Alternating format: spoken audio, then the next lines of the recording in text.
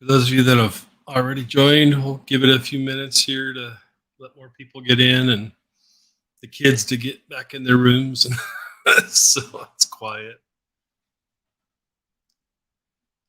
A lot of people find it hard to believe that our house is as quiet as it normally is, being the amount of just sheer people that are here. And it's um, people are pleasantly surprised usually by that. So I think a lot of people, right, wrong, or indifferent, kind of have that picture in their mind, so to speak, of the stereotypical screaming brat at the store or something like that. So they think you've got like basically 10 of those at your house or whatever, and it's not not that way, in my opinion. Yeah. If you raise your kids the right way and you actually discipline them and love them. Yeah. Ten Tiger says, getting ready to try out dehydrating eggs and milk in the next few days. Huh. That sounds interesting. Ten Tigers. That that would be of interest to me too. I think just shooting the bull out loud, probably freeze drying might work better for the eggs, but I'm sure that if other people have done eggs and milk, it probably works. We've got two dehydrators, and we've used them very little over the years. It just I don't know just how it works out. We even got a nice one. I've found a smoking deal on it at Walmart, and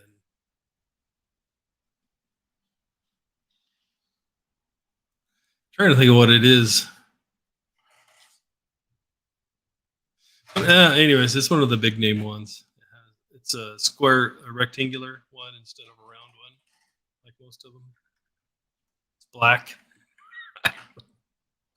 What kind is it? Black.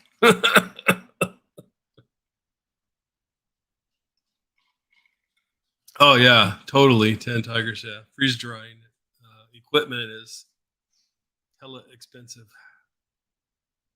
It's like it would be nice to be able to do that someday, but that's not today, and probably not tomorrow.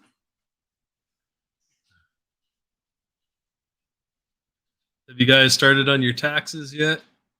I filed mine last night. I guess the IRS doesn't actually start processing them until tomorrow. Got her done last night. That was a nice load off the shoulders, so to speak.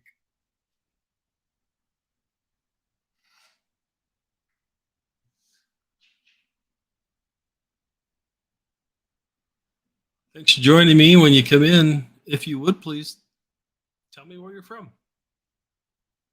Ten Tigers, I know you're in the Ozarks too, and it's hard to tell on this. The StreamYard software that I use to do the streaming is very helpful, but the the amount of people in the room isn't always the most accurate. I know because this is what the third one I've done now. There have been times when you know I look at the number of people that are supposed to be in the room and it says zero, and just as I was talking about that, it just changed to zero. So yeah, it's hard to know.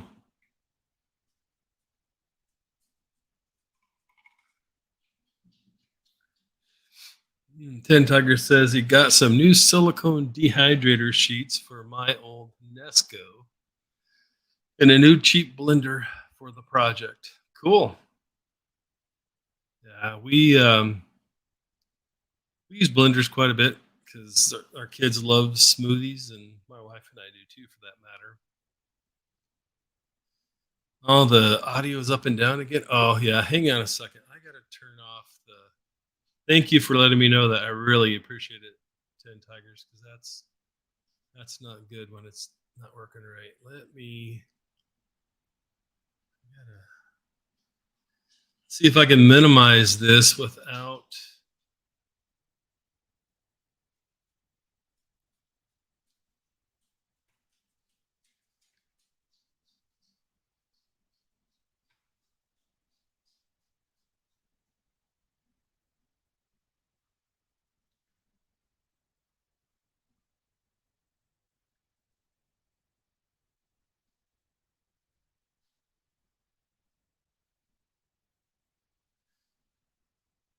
You know, let me just shut that software completely down. All right. How about this, 10 Tigers? Is it steady now that I turned off that Logitech software?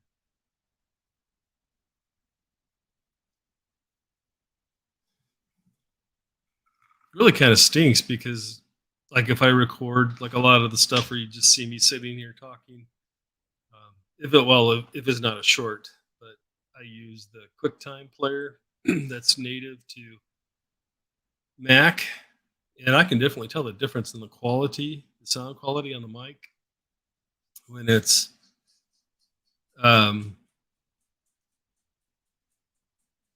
when it's going through the software. It sounds a lot better. But for whatever reason, the software does not like streaming on YouTube. Tin Tiger says, I have not had a blender in 20 years. I've had a Ninja Bullet. Yeah, I know what those are. But last time, oh, it's still not working right. Let's see. Let's make sure something didn't get changed here.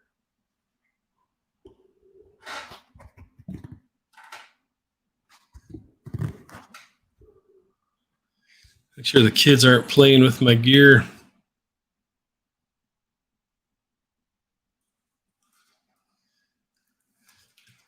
But anyways, talking about the blenders, we had, I don't know, maybe 5 years ago, someone gave us a really nice top of the line Vitamix. And so that's been a real blessing. Is those Vitamixes? My goodness, they're expensive, but they're awesome, amazing blenders. They really are, but they're like crazy expensive.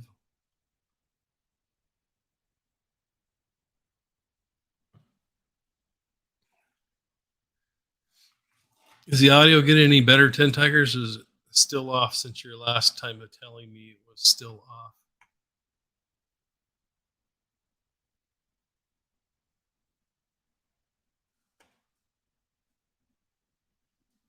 Oh, you.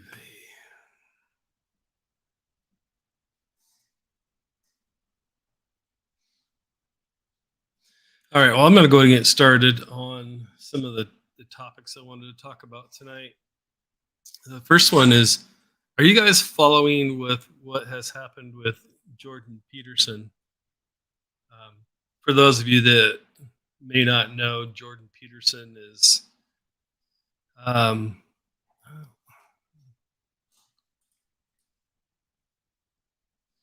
yeah, I don't know, 10 Tigers, but thank you for giving me the feedback because I don't have any way of actually knowing. I suppose I could probably put in my Tozo earbuds or something, but anyways, the issue with Jordan Peterson.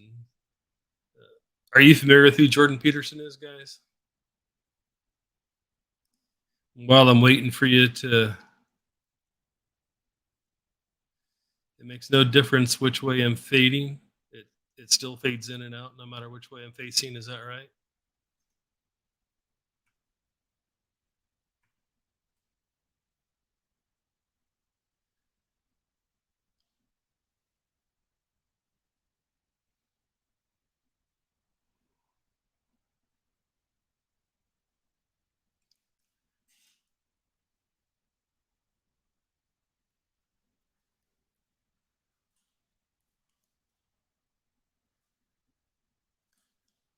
Ten Tiger says he's followed Jordan Peterson. Sorry, guys, I'm trying to while I'm doing this. I'm also trying to figure out why the sound, the audio is cutting out. It was that way the first week, and last week it was just fine. But I guess it's acting up again this week.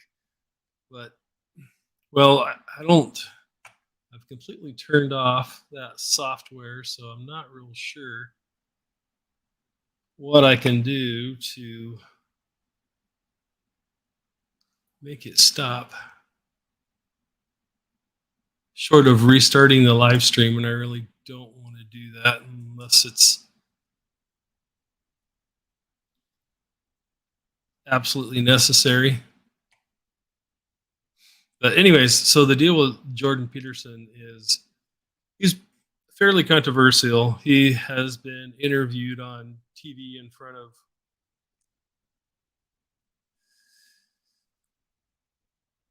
Oh, you know what?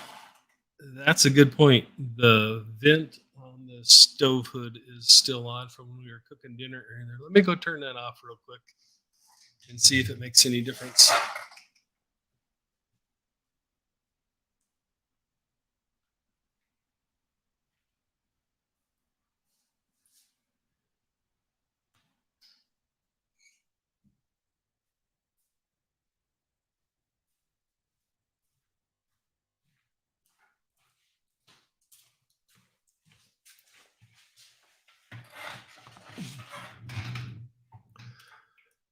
All right, that's turned off now.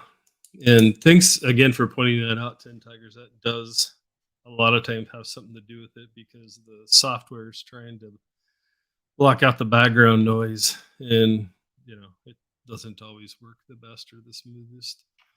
But, anyways, Jordan Peterson has gotten quote unquote grilled, right, on Canadian TV, especially, as well as some TV here in the States. Jordan's a Canadian. I think he's from Toronto.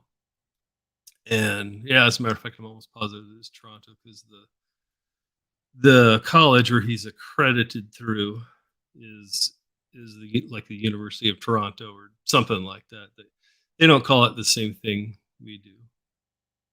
We say Americans. We tend to say going to college, and they say going to university. Different things like that. So, but anyways, the point in that is that Jordan Peterson has been called out by his peers, so to speak. And Jordan actually posted all the documentation on the internet. You can actually, go out and find it and read it for yourself. And I read it, and it's just like, as the old saying goes, it's a nothing burger.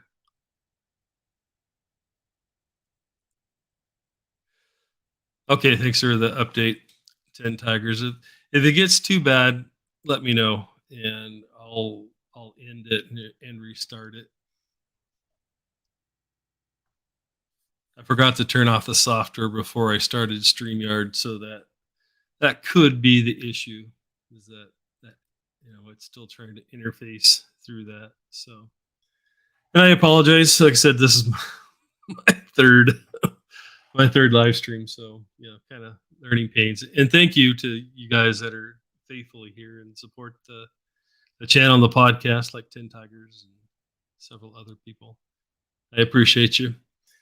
But anyways, so in my opinion, basically what they're trying to tell Jordan Peterson is that he needs to go and have. Oh shoot, what was that? I don't know if you guys ever watched the movie 1984.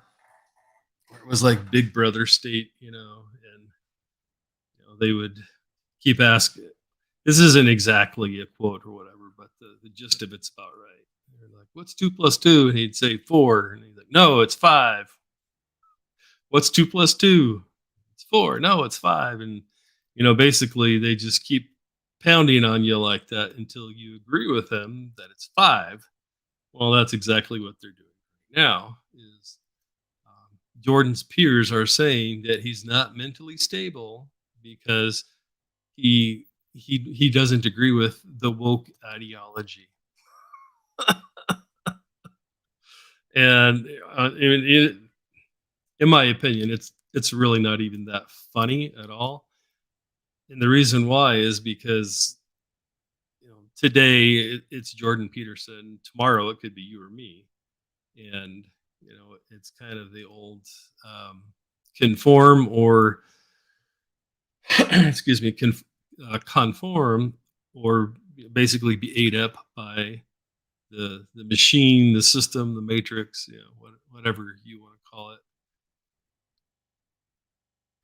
Yeah, actually, 10 to, and if you guys are wondering, the reason why I always read the questions is because for those that aren't able to attend the live stream, um, they can't always see the questions. And so when I read them out loud, that's the reason behind it. And also, I had some tell me the other day, it's like, oh, the only person you ever talked to is 10 Tigers. I was like, dude, I don't know what to tell you. You know, say something in chat, respond, whatever. If you want to interact with me, is like when he's one of the only ones that interacts with me. Of course, I'm going to do a lot of interaction with him. That's just kind of the way it is, and it's so you guys understand, especially if you might be a little bit newer. I want that. I like the interaction, and as long as you're polite and respectful, I don't even care if you disagree with me. Actually, I welcome it. So, but anyways, Ten Tiger says, at one time I thought I could escape to Canada. Now I think Canadians want to escape here. And I would agree with you on that, Ten Tigers. I know through some of the investment groups I'm in and different things like that, that a lot of Canadians are planning on getting out of Canada as fast as they can.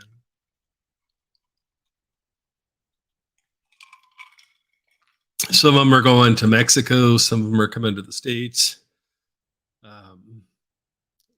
Some of them are going to I don't know, some of the, like Bermuda, different places like that, Paradise Island and Jamaica and a bunch of places like that.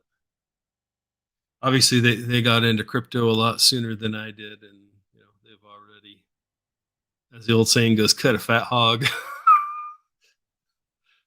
But yeah, I'm not there yet. Hopefully someday, but not yet. But anyways, to finish the thought on Jordan Peterson, I think it's very important for all of us to be aware of this and to actually speak out about it and show our support for Jordan Peterson. Because, like I said earlier, today it's him, tomorrow it could be you or me, and we're starting to get to the point, where it's 1984. What's 2 plus 2? 4. No, it's 5. And that is what they're after. What they're after is they want you to agree with what they're saying and how they're saying it, right, wrong, or indifferent. They don't care. They just want you to agree because they know better than you. And I also understand, folks, that a lot of this stuff comes straight from academia, for lack of a better term. Papers that have been written in different times and things like that. We're going to talk about that a little bit later in the show. But yeah, it's I think I've told you guys this. I think I've told you guys this before, but when I first moved down here to the Ozarks, I was actually going to school for social work, and in the textbook, it actually said in there that as a social worker, that you are not just a political correctness warrior or whatever, but you're also an enforcer because you have the weight of the government behind you. And so this one class that I took, my final project in the class was to talk about how that, because that's your job as a social worker, to be a social justice warrior and enforcer. So like the last project that we had to do is how, when we're a social worker, how we're going to be out in the community and giving speeches or whatever, and talking about how great all of these different alternative lifestyles and all of that stuff is. And yeah, it's, just for me, right? To each their own. But for me, I was just like, yeah, no, I can't do this. Not only can I not do this, I'm not going to do it. All right. Tim Tiger says, JP is one of those people I would like to spend a few hours talking to, along with George Washington, Jesus, yep. Abe Lincoln, Homer, yep. Those would all be some good folks. Absolutely. I think Jesus, Yeshua would, yeah. And for those of you that don't know, Yeshua is just the how would I say this? I don't want to offend anybody. It's never my intent to offend good people. If you're kind of a douchebag, I don't care as much, honestly. But good people, yeah, I do care. Um, it, the letter J didn't even exist back when Jesus walked the earth, so no one ever uttered the name Jesus. Yes, we all know how that came to be and how it is, but um, his Jewish name is Yeshua or Yahshua or Yahushua, something like that. And I don't think anyone's, well, obviously no one's alive from back during that time. So, in my opinion, no one knows exactly how to say it, even though people claim that they do. I just say Jesus usually because everyone knows who I'm talking about. All right, let's see here.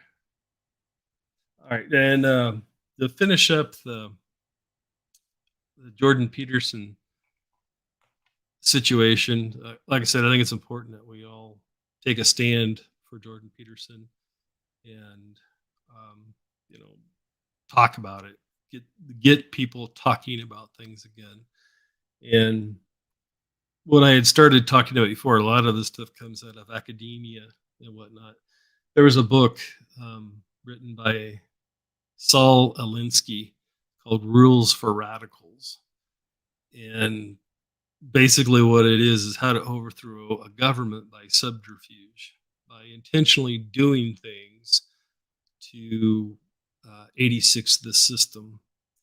And in my opinion, that gets right back into the whole thing with the Cloward Piven protocols. Have any of you guys heard of Cloward Piven? I'll give you a second to answer while I take a sip.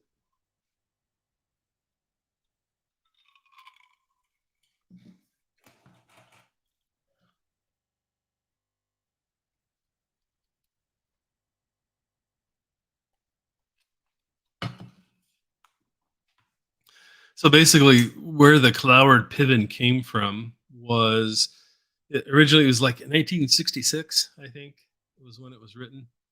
Um, and what they surmised in this is that the way that you get what you want is overwhelming the current system and the way it's currently set up. So, you know, out of the ashes the phoenix rises, right? And so, in my opinion, that's a lot of what's happening in our country right now, especially when you start looking at things like um, letting people just come over the border with no enforcement in some areas, different things like that. Um, overloading the welfare system and different things like that as well. Um, it, to me, it definitely looks like that's a very real thing, a very real issue. Excuse me. And yeah, so if you haven't if you haven't done any research on that, I would encourage you to do it because uh, between that and Sal Alinsky's book Rules for Radicals, if you read um, those things, you'll be able to see a lot of things going on around you in society, and you'll be like, "Oh, okay, well that's what that is. Okay, well that's what that is. Oh, that's why that person is saying that thing, and it didn't make sense before." Well, no, it does. Because in a lot of instances, these people that, excuse me, these people that are doing these things and running these things, some of them are kind of stupid. They're what they're what Sal Alinsky calls useful idiots, and um, the rest of them aren't stupid. They're intentionally doing these things that look very ill advised on purpose. It's not because they're stupid and they just don't know any better most of the time. And like I said, some of them clearly are useful idiots, but a lot of them aren't. And it, if you become aware of these things and research these things, um, in my experience, anyways, it gives me a lot of peace because I can see those things happening around me and I know why they're happening and what it is that they're working towards. And that goes back to the I don't remember the scientific terms. It's like antithesis, thesis, and something else. Is problem, reaction, solution is the simple layman's terms for it. You artificially create a problem, like I don't know, to you put a face to it, just like the crypto markets, right? For the last 7 to 10 years, they've basically no enforcement.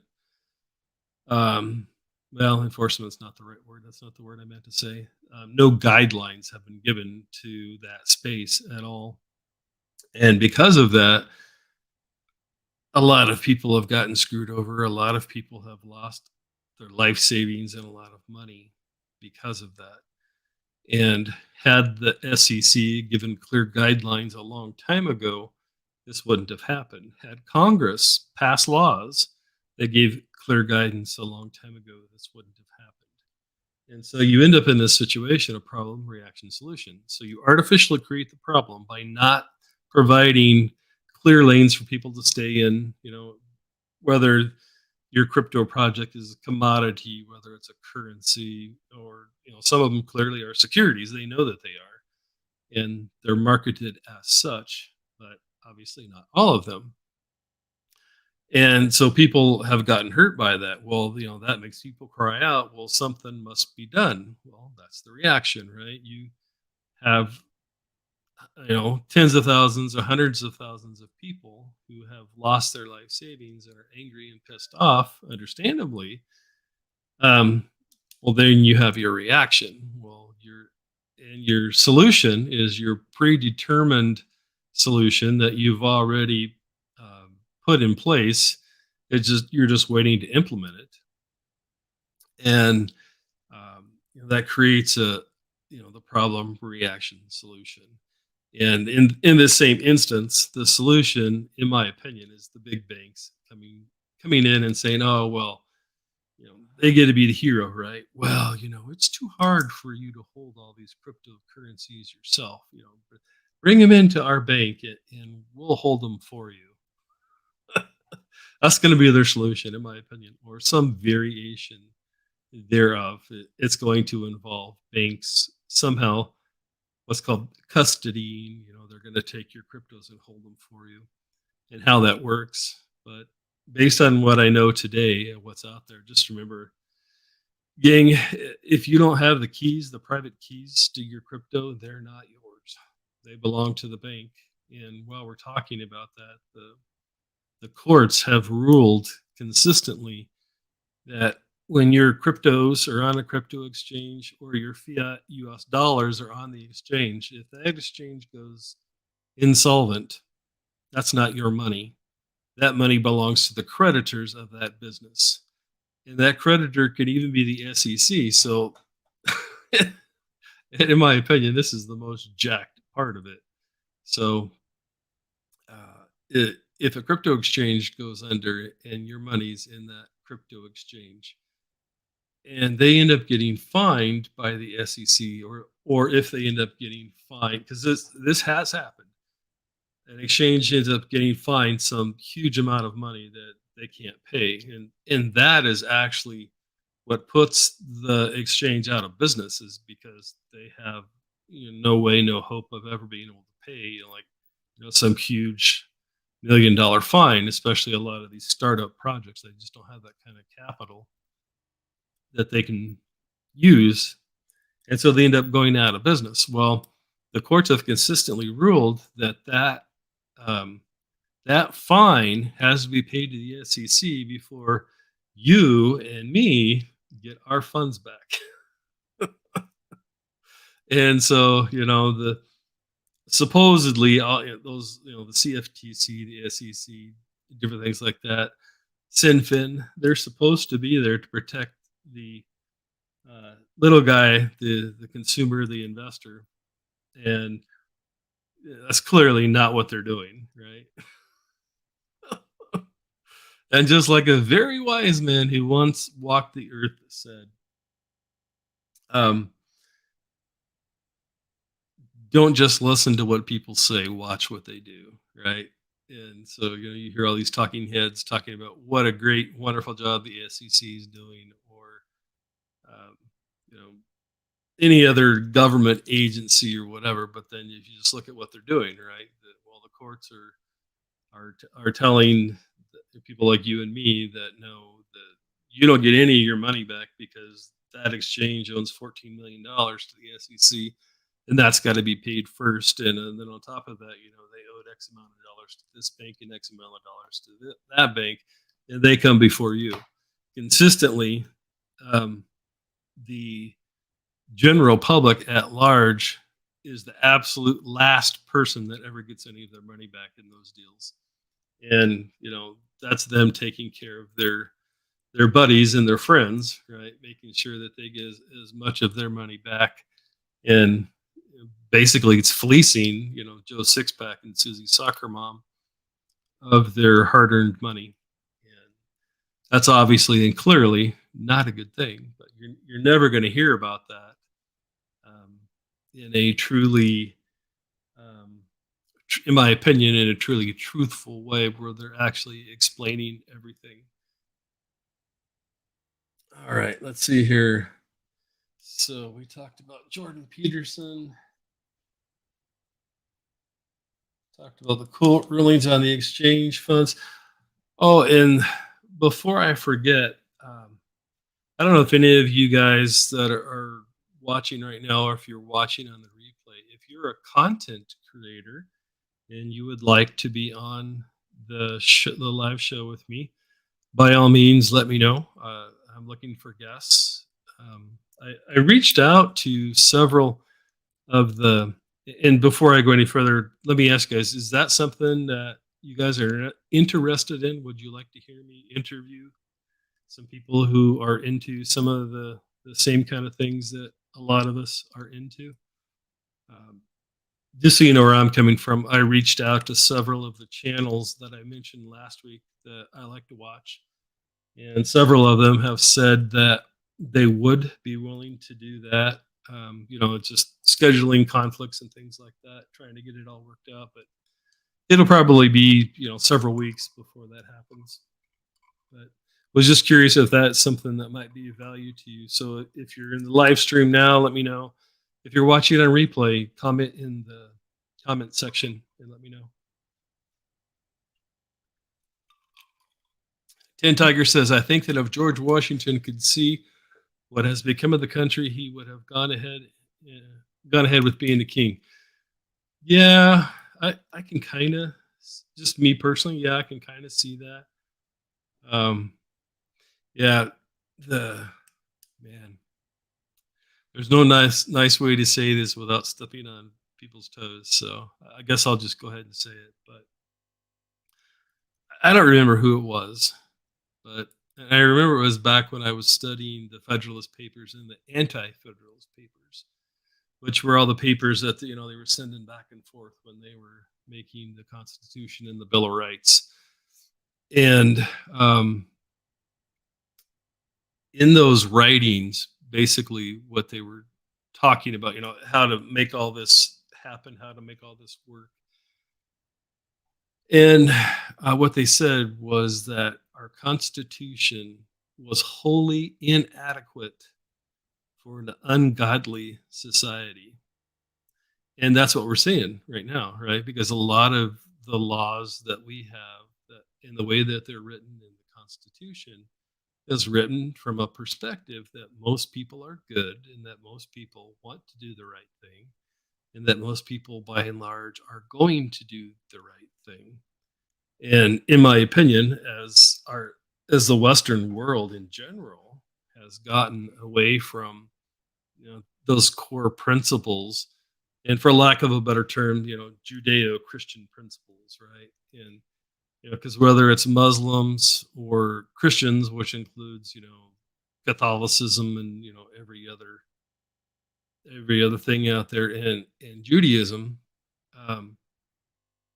we can all agree on the Ten Commandments, because they all agree, anyways, that the Ten Commandments are a good thing. And but the longer that time has gone on, and the more that we've gotten away from that, the worse everything has gotten.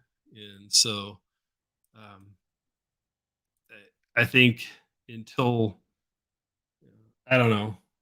For those of you that may not know, I'm like a second, or my grandpa and my dad were both pastors. And oh, well, that that brings me up another thing I wanted to talk to you guys about. So someone was critiquing me here this last week, and they said, "You use a lot of big words, Fletch." And yeah, I don't know.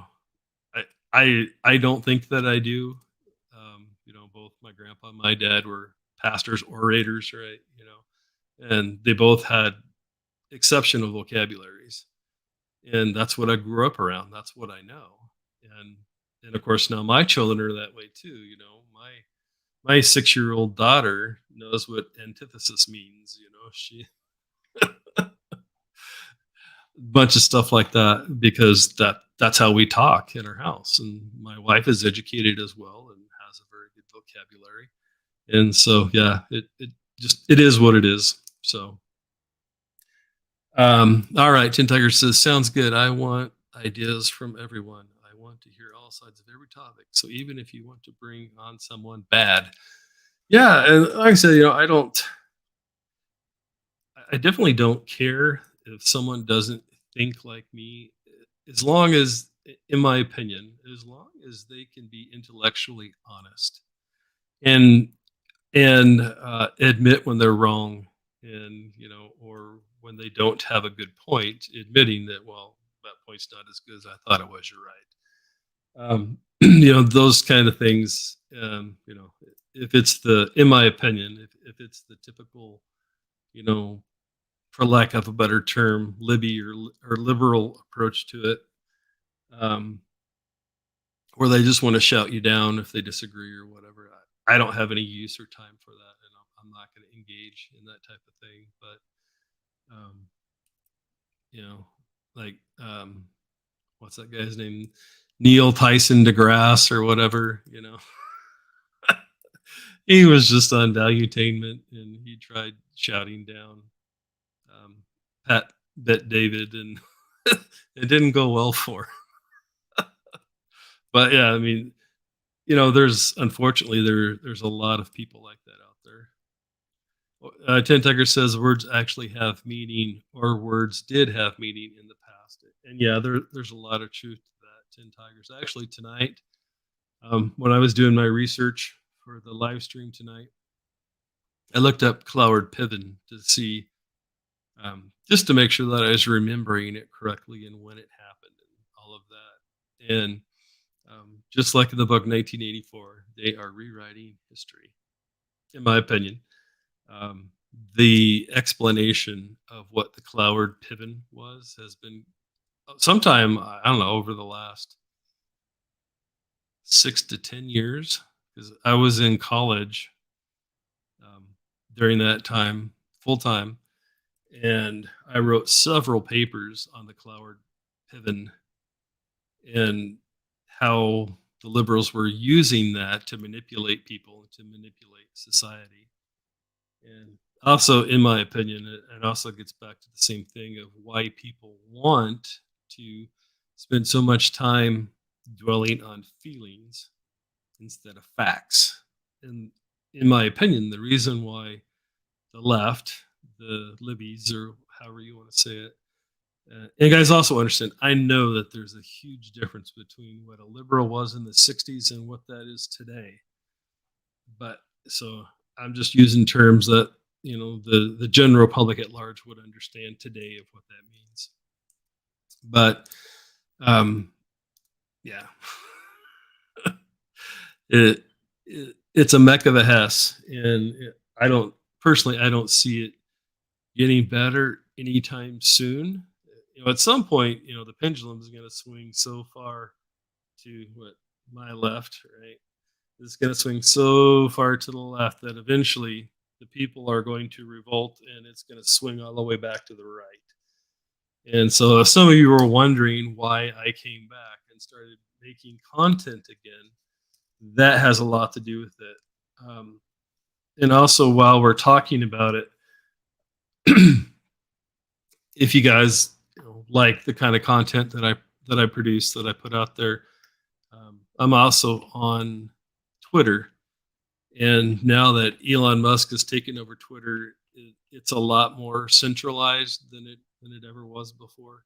As a matter of fact, I intentionally shut down both Facebook, Instagram, and Twitter. Completely shut down, deleted my account because I wasn't going to support them anymore. I wasn't going to give me even a dime more of my money. But now that I see what's happening with Elon the Musk and what he's doing at Twitter, I have hope again, shall we say, that eventually that's going to happen.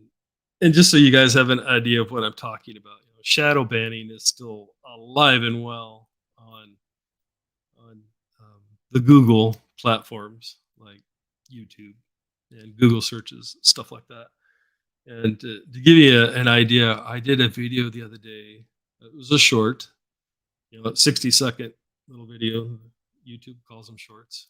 And it was about the fatal flaw in term limits. And like I said, it's just a real short video talking about, hey, I've got this friend / acquaintance that I've known for a while, and he works in the Beltway around DC, and he's actually one of the people that trains all of the new House of Representative members and the senators and all that. And we were talking about term limits one day, and I said something to him and made him laugh because I told him I was in favor of term limits, and he was kind of like, yeah, well,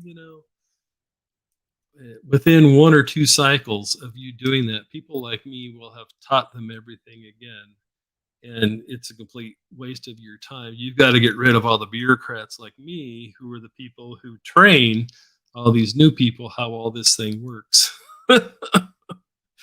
and of course, the powers that be don't want that message to get out there, that term limits alone aren't going to work. If you're going to quote unquote clean the swamp, it needs to be a clean sweep. And that means, you can't have anyone that served in Congress or the Senate before involved in training these people and all of that. It's got to be a fresh start. That's the only way to do it. And in my opinion, we also need to get back to doing a little bit as close as possible. In my opinion, I realize that it's quite a bit harder nowadays to do that. But getting back to the citizen legislators, and that's what the founding fathers were after. That's what they wanted. They wanted people who were, in today's terms, a rancher, who has a vested interest in making sure that his region and state was well looked after in the federal government. And so they would volunteer, a couple of years of their life or whatever to doing that. And then when they got done, they would go back home and live out, the rest of their life.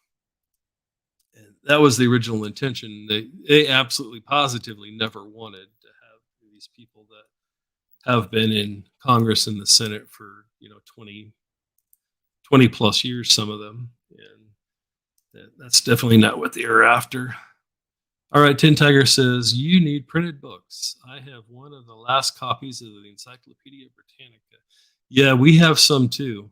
And actually, anyone that might be listening to this on the live stream or on the rebroadcast, if you want old copies of encyclopedias, go to small town libraries in different places, because the little community that we live around here, we had asked them at one point in time, and I thought they would shoot me down immediately.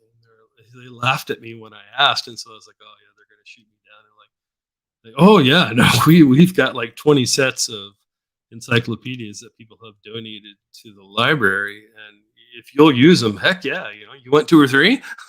I was like, no, no, one's fine. We only need one. But so, and the reason why is just like Tin Tigers was saying it, they're changing things. They're changing history.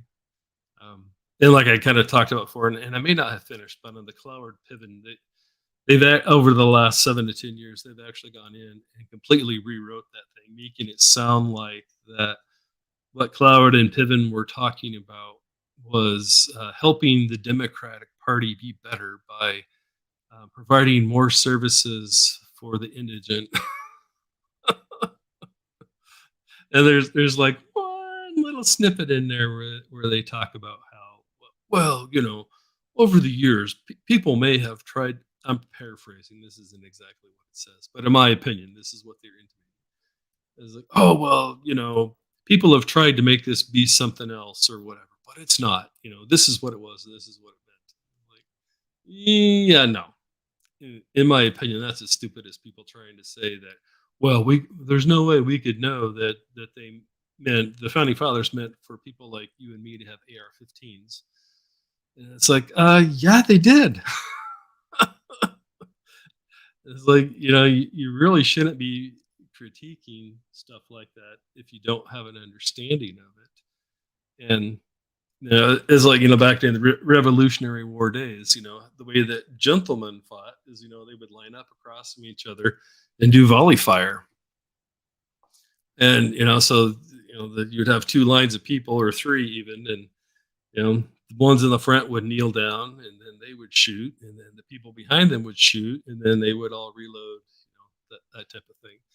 And so most of the weapons that the British had at that time didn't even have a rifled barrel because they were used to only firing, a fairly short distance. And not only that, but you were firing into a wall of people, and so the chances of you hitting somebody were fairly good if you were fighting that way. And the the early settlers, they had modern rifles, right? Because they were using them for hunting, and they had rifled barrels. And actually, historians have saved the paper clippings from during that time back in Britain, and excuse me, and they were calling the colonists, they were calling them terrorists because they were hiding behind rocks and hiding behind trees instead of standing out in the middle of a field and doing volley fire like gentlemen do, that type of thing. And so yeah, just some things to keep in mind. And like Tin Tiger said, the nice thing about having like the Encyclopedia Britannica is you can go back and you can see what something was before they rewrote history. And another topic like that goes right along with those same things is what fascism is. The traditional definition of fascism is a partnership between corporate America and the government. And between the two of them, it becomes basically, this one-eyed monster that just eats up and consumes everything in its way because no one can stand up against it because the big corporations have all the money and the government has all the power. And it's definitely not what they're trying to convince us what a fascist is today.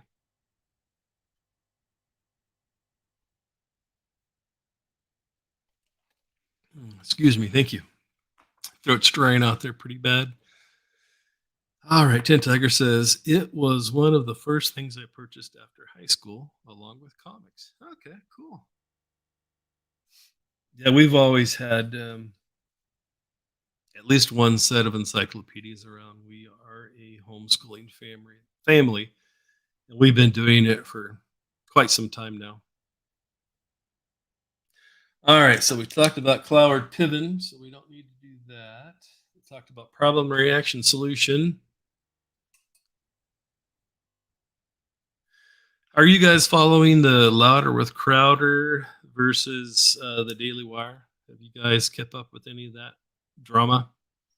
And while I'm giving you a chance to respond, kind of the nutshell of it was basically um, Steven Crowder, the star, so to speak, of Louder with Crowder, is friends with Ben over at the Daily Wire, and they've gone on tours before, and they're on each other's programs regularly, different things like that. And even though Ben is a very devout, old school Jew, Crowder's a pretty devout Christian, but at least he says he is. I don't know either one of these guys. All I know is what they say.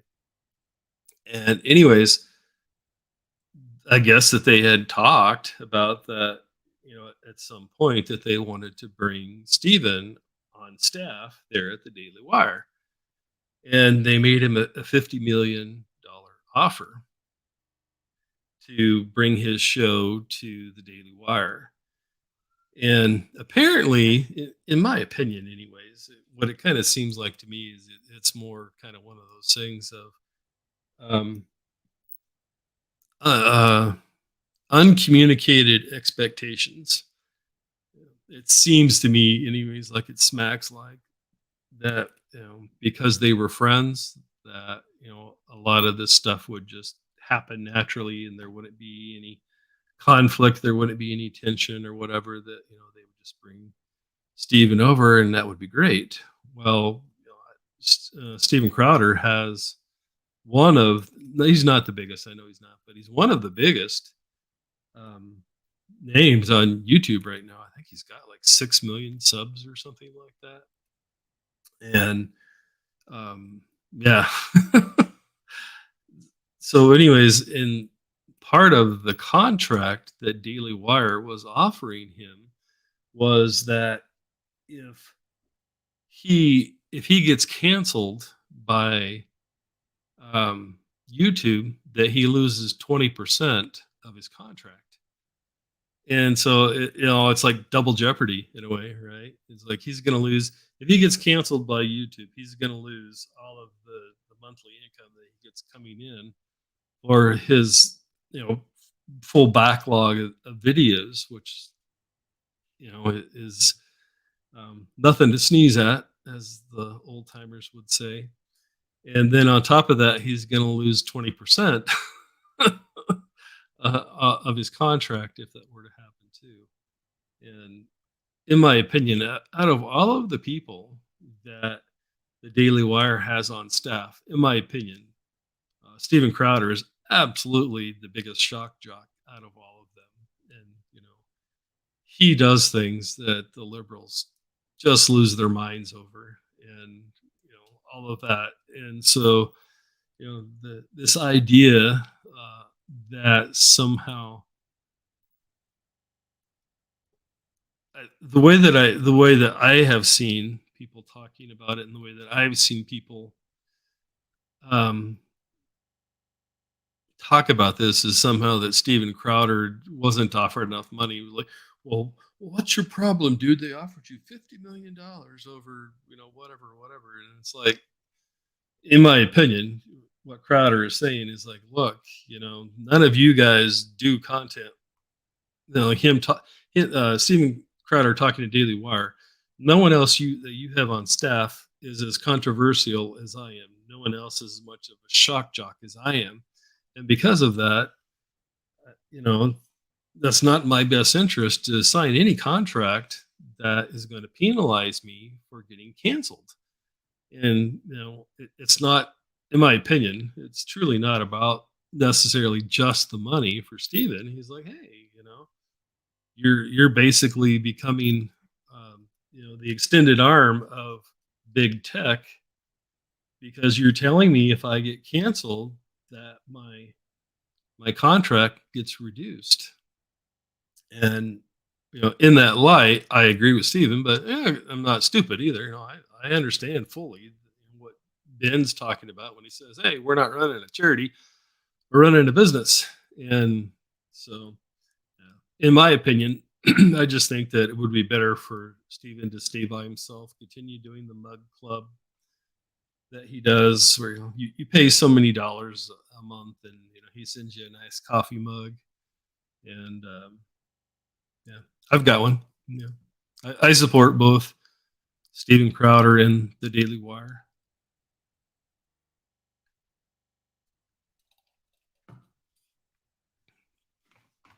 I support as much, more conservative based things as much as I can.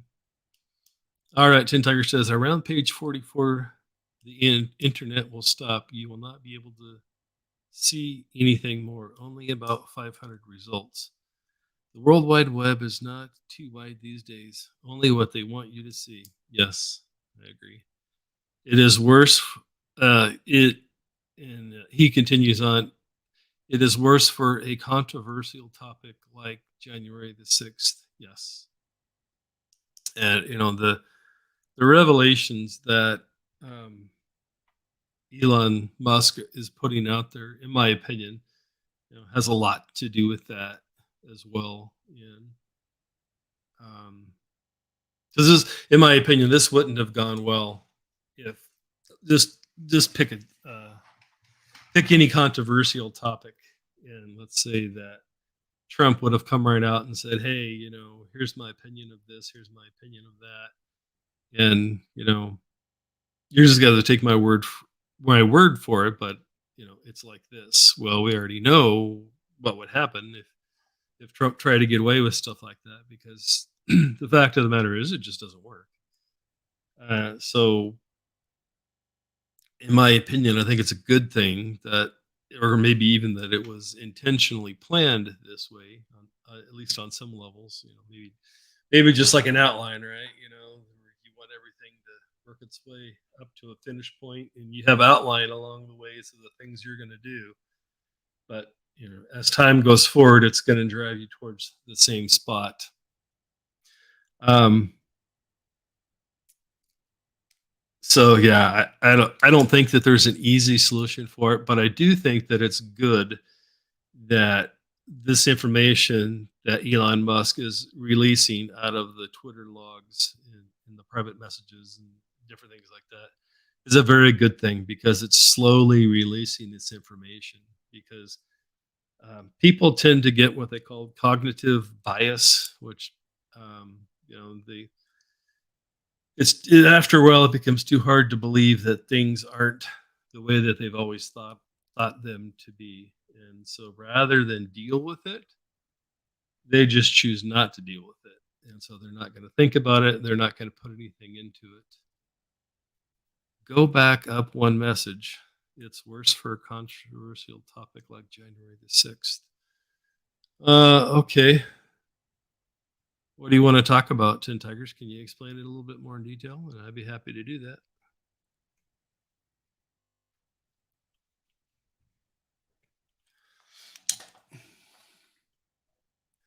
Oh, and back on the guests for the live stream type thing.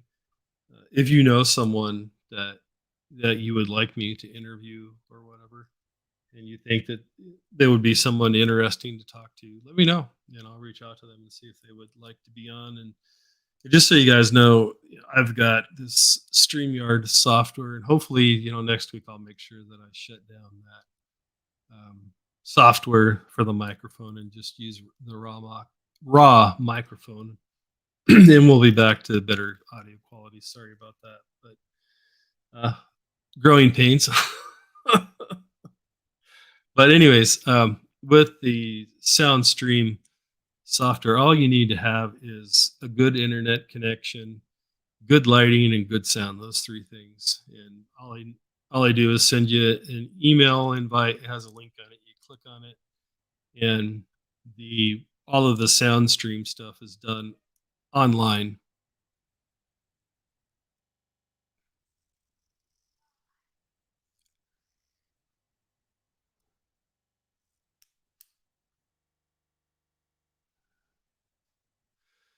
Around page 44, the internet will stop. You will not be able to see anything more. Only about 500 results. The World Wide Web is not too wide these days, only what they want you to see. Is that what you're referring to, Tin Tigers? But anyway, so if you would like to be a guest on the show and you have something, or, someone to talk to, whatever, there's really not a lot to it. You just need a decent camera and a microphone, and you know, you can't be in a dark, dungy room where there's no light, different things like that. And you do need to have a decent internet connection because we're recording and broadcasting at 1080p, and that takes a lot of bandwidth. So if you don't have the proper bandwidth, it won't work properly. So since we've been talking about it, do you guys have any opinions on the Steven Crowder and Daily Wire?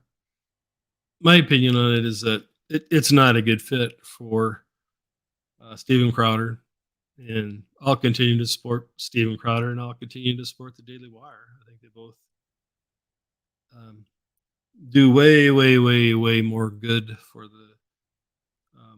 lack of a better term, for the conservative movement than any harm that they may be now causing or have caused in the past over this drama with Steven Crowder. My hope and prayer is that they can at least stay friends, because I think that's beneficial to both of them if they were able to do that.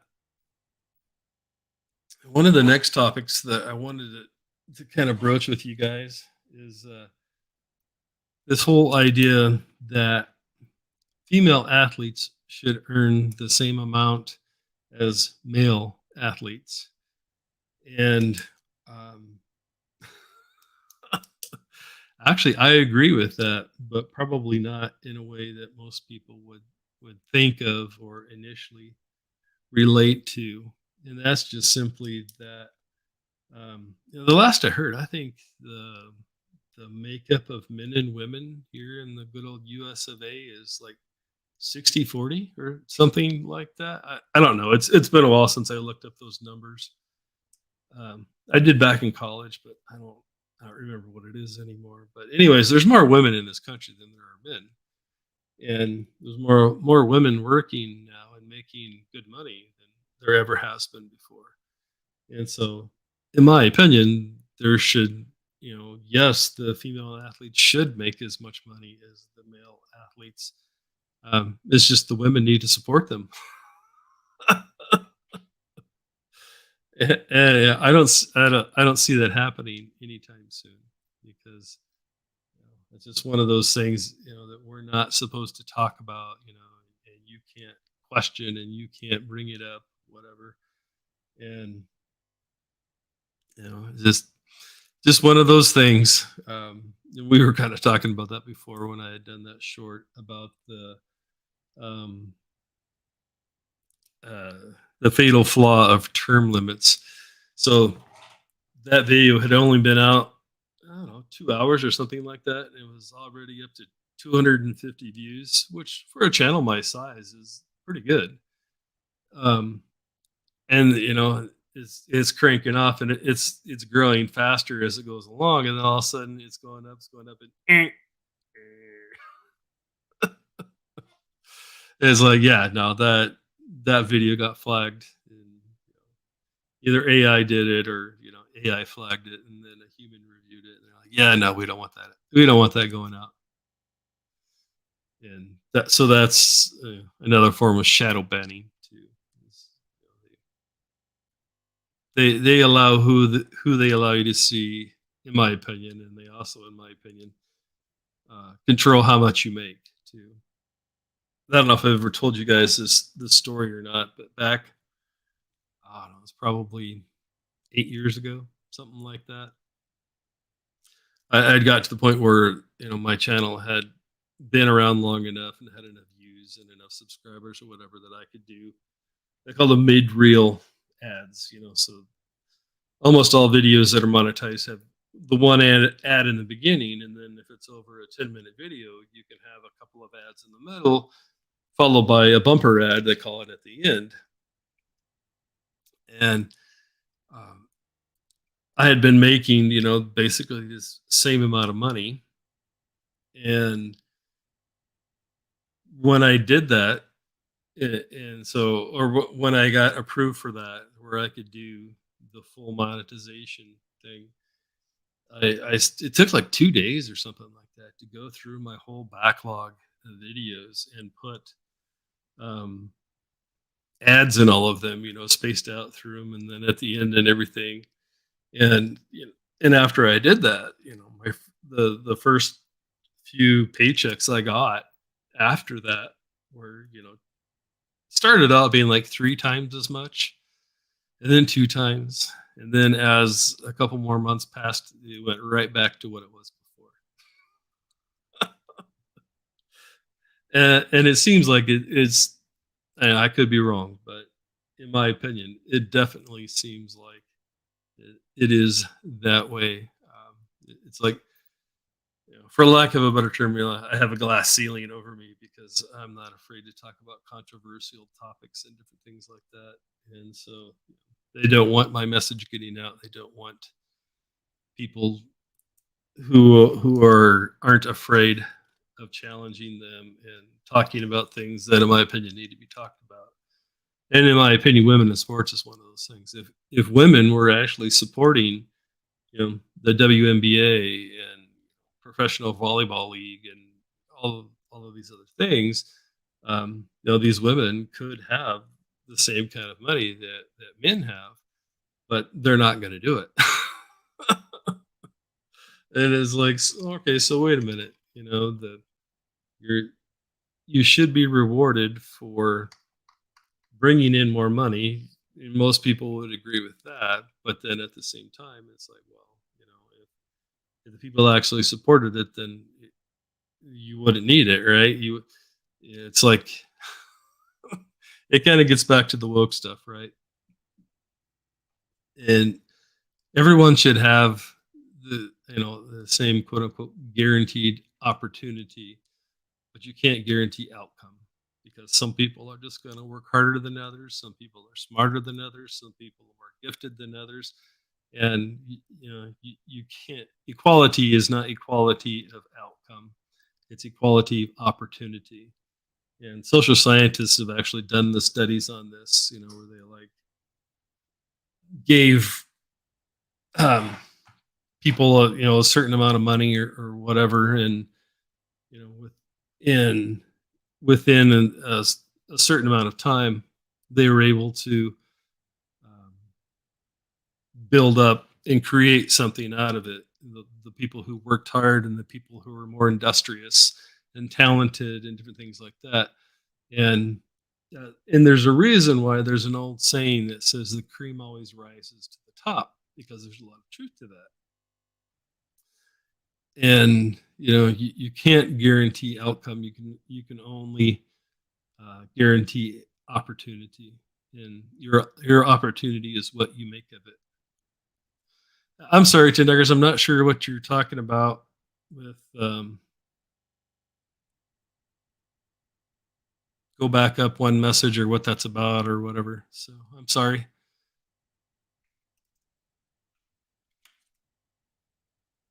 So do you guys have any thoughts on women's sports and different things like that? And also, guys, it's the same thing for college athletics too. It just is.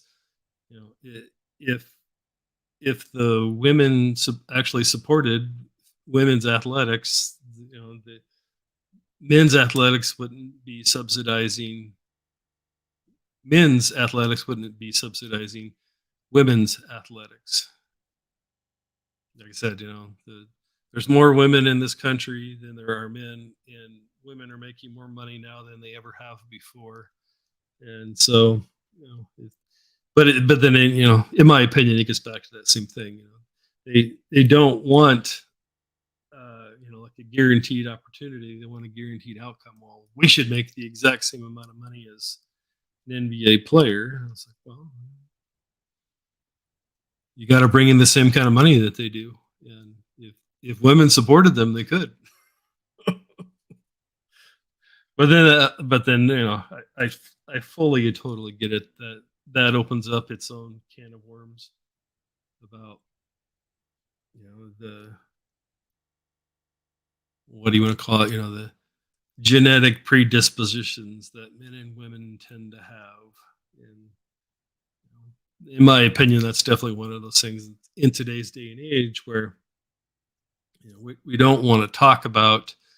Um, I don't know if you guys have ever heard of this comic. His name's Ralphie May, and he did a lot of what I would call quote unquote. Well, not that I agree with it, but it's how I would describe it in today's vernacular, so people would understand what I'm talking about. He did a lot of offensive comedy, and but he would always talk about it in his comedy skit that, hey, these things aren't funny if there's not any truth to them. If there wasn't any truth to them, it wouldn't be funny. Stereotypes, different things like that. And social scientists have also fully studied this, and I actually wrote a paper on it when I was in college.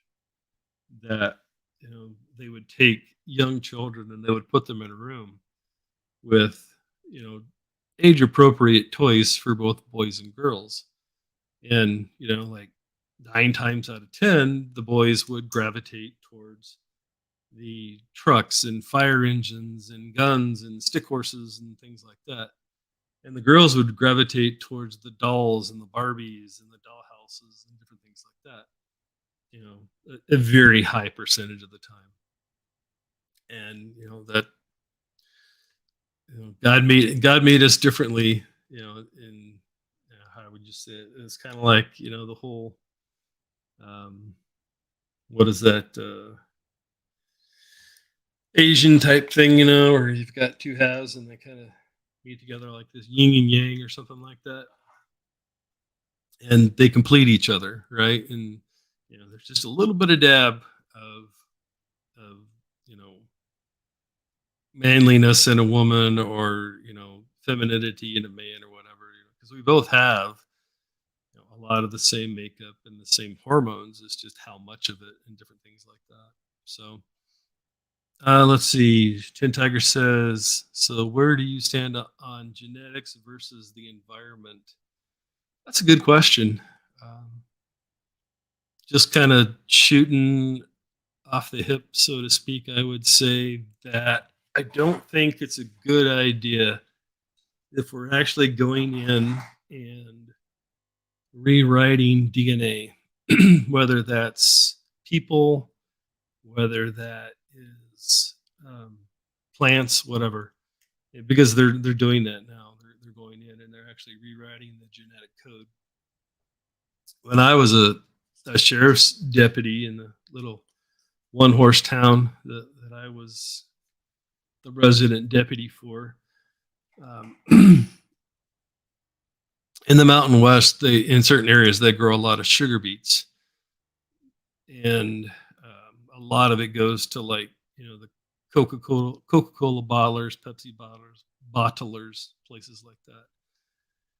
And I remember I was having an issue with the trucks would run 24/7 when it was harvest time, when they're harvesting the sugar beets, and the trucks would turn in this little town, and it was like a T, right? The major highway went this way, and then there was another one that took off and went this way. And right on the corner of that little intersection was where the town hall or city hall was, and those trucks would come around that corner in the middle of the night too fast, and the sugar beets would fall off the truck, and then they would all start build up on the front lawn of the quote unquote town hall.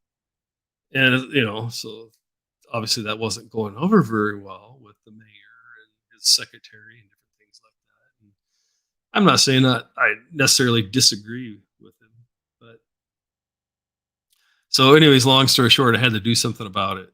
And so, I tried a couple of different things. And one of those things is I actually just drove out to, the local place where they like gathered them all together before they would ship them off to the this particular one almost exclusively for Pepsi products, and to talk to the plant manager is like, hey, we need to come up with some answer here. And this was probably, oh boy, 25 years ago or something like that. And they were already working on the genetically modified sugar beet because it could take less water, and all of these, take less water, it would be sweeter, so you would get more sugar out of it, different things like that. And so this isn't something new. That was the point sharing it with you. It's been around for a long time, and I don't think it's a good thing at all. And when you're actually going in and you're editing the genetic code of a living thing without, let's see, how would I put this? That would be like Bill Gates giving me a version of Windows and saying, "Here, I want you to rewrite this code." Well, I might be able to do a little research and learn about whatever code that portion of Windows was written in or whatever, and I might be able to get everything to still work once I make those changes or whatever. But if I don't know how to write the whole Windows code, or have a group of people with me that's able to do that, that's not a good thing, because you don't know what you're doing. You don't know the impact that change that you made may have put somewhere else. And so, in my opinion, that's a very live and very real thing. In my opinion, also, I don't think that's the same thing as making a hybrid. And what creating a hybrid does, it just simply uses the things that creator of the universe, God, source, whatever you happen to think of that, or call that. For me, it's God, but hey, to each their own. Hybrids, you're taking the system that is already there, and you're just melding it with something else in a more natural way. You're not going in and editing the DNA from it, right? Like, I saw the other day, we get gardening magazines all the time, and you can now get fruit trees that have like 5 or 6 different kinds of fruit on them, because they can take the limb off of like an apple tree and put it on. I'm just picking random things. I don't know if this one actually works, but you know what I'm saying. You can take a orange limb and put it on an apple tree, and you have an apple tree that can grow oranges, and then put another one in there that's plum, and it'll bear plum. Um, and they also do things like that for fruit trees. They'll use a rootstock out of somewhere like far north Russia, and you can tell if it's been done. If you look at the bottom of the root ball, generally, if you look real close, or not generally, but sometimes you can actually see, where it's like, there's like 2 halves of it like this, and you can see, there's a little scar that goes across there. And what they did is they took this really cold, hardy rootstock from a very cold environment, and then you can graft a fruit tree on top of that. And then by doing that, you get a much more cold, hardy plant for people who live in northern environments, like North Dakota, Montana, Canada, the whole country, right? Or even Alaska, right?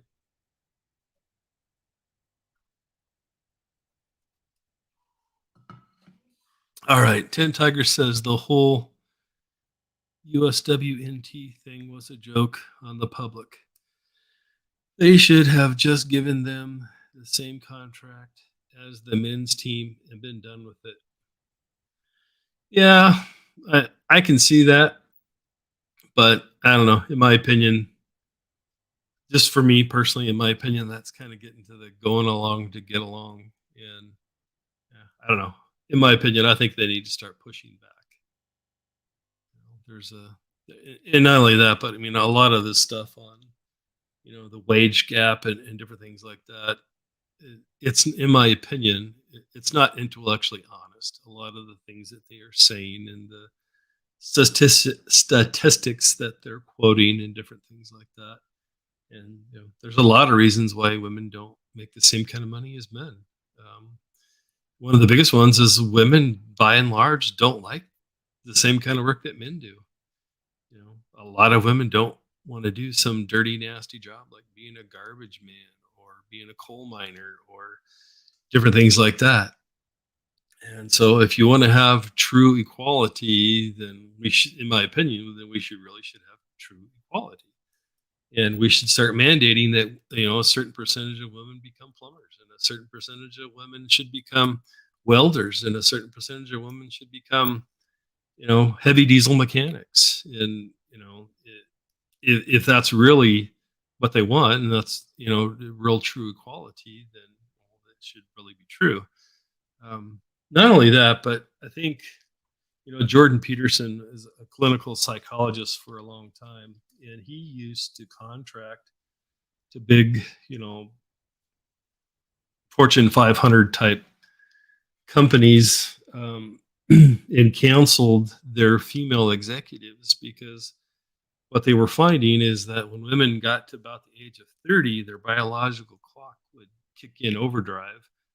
And, at that point, they would want to have kids because they're getting to the point that they may not be able to have them after that point. And, um, and so what he was in that role, what he was doing, he's trying to help them, life, child balance, life, family balance type thing. And, um, it, I definitely, after listening to the conversation, I definitely left it with the impression that by and large, the majority of women at some point, once they get around 30 or past, the biological clock starts kicking in, and they may want children or whatever, and so they don't want their career anymore, and so they just walk away from it. And not that there's anything wrong with that at all. And if you're hearing somehow in what I'm saying that I don't think that that's an honorable thing for a woman to do, then you're definitely not hearing me, in my opinion, and you're definitely not hearing my heart, because it's just the opposite of that.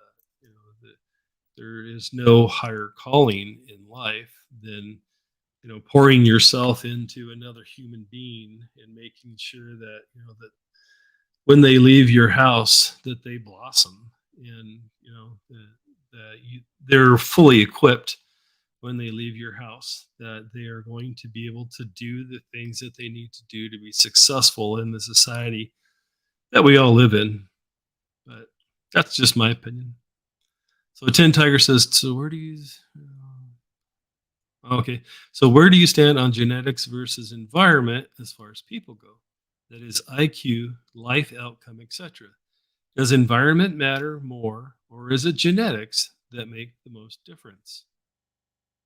That's a great question. That's a deep question. Um, I would say we did some studies like this when I was studying um, social work, and a lot of times it's a little bit of both. Um, this is a very, very unpopular opinion, so I'll just tell you that ahead of time. But I did the research on it. I wrote papers on it, and it just simply, this idea that people are born a certain way, and that's just simply not true. There have been multiple studies that have been done that have never, as the old saying goes, seen the light of day, right? Like, you got to know where to go look for them to find them. But so the idea being that if you, let's just take an example, if your summation is that you were just born homosexual or something like that, so you had no choice in it or whatever, then if you have an identical twin, then we should be able to see a corollary between both twins. You should see a very high correlation, like maybe 80-90%, right, of all of the other sibling, because they're identical, right? They have the same DNA, more or less. And actually what the researchers have found, like I said, once the first study came out, the medical and scientific community was all up in arms, and so they did several more. Every single study has proven the same thing, that there is no correlation. And so, they would follow identical twins, and I think it was done in Sweden, the Swiss, something like that. Um,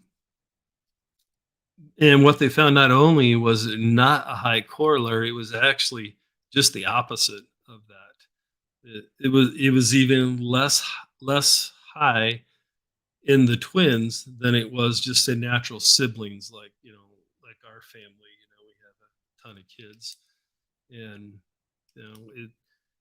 according to the group think on that, if one of your children is that way, then there should be a high corollary of that amongst your other kids as well. And um, they found out that in the twins it was just the opposite. It was actually lower than what it was. And so, just that whole thing. Now, the reason why I'm pointing that out, the reason why I'm bringing that up is not to bag on people that choose to live their life in that way. My personal opinion is, as long as you're consenting adults, and you're not taking advantage of anybody, abusing anybody, two consenting adults, hey, you do you, boo. That's not me, that's not what's right for me, but as long as you're two consenting adults. My major issue with that now is the the pedophilia movement is using that same thing now to say that, well, I can't help it. I'm a minor attracted person. And yeah, that dog don't hunt around here. Yeah, we'll leave it at that. But so I I think it could be a little bit of both. I think at different times, different places, um, in the scriptures, it actually talks about that. The sins being passed on from generation to generation, and I think that probably there might be, I don't know, some truth to some of that. Where, like, as an example, if your dad is an alcoholic, and when you were conceived, you have a higher tendency to become an alcoholic because of that. But it's not guaranteed. You weren't born an alcoholic, right? If you never drink a drop of alcohol in your life, even though your father was an alcoholic when you were conceived, you'll never be an alcoholic because you've never consumed it. Different things like that. And so I think that there is something to having a genetic propensity for things like that. Um, and not only that, but having been in the financial services industry for so long, um, a lot of people don't realize it, but between um, doing a swab on your cheek and blood, depending on how big the life insurance policy that you buy is, the the medical community has the expertise where they can find out just about anything that's wrong with you, which really cracks me up because a lot of times when you go to the good old medical doctor, it's not that way.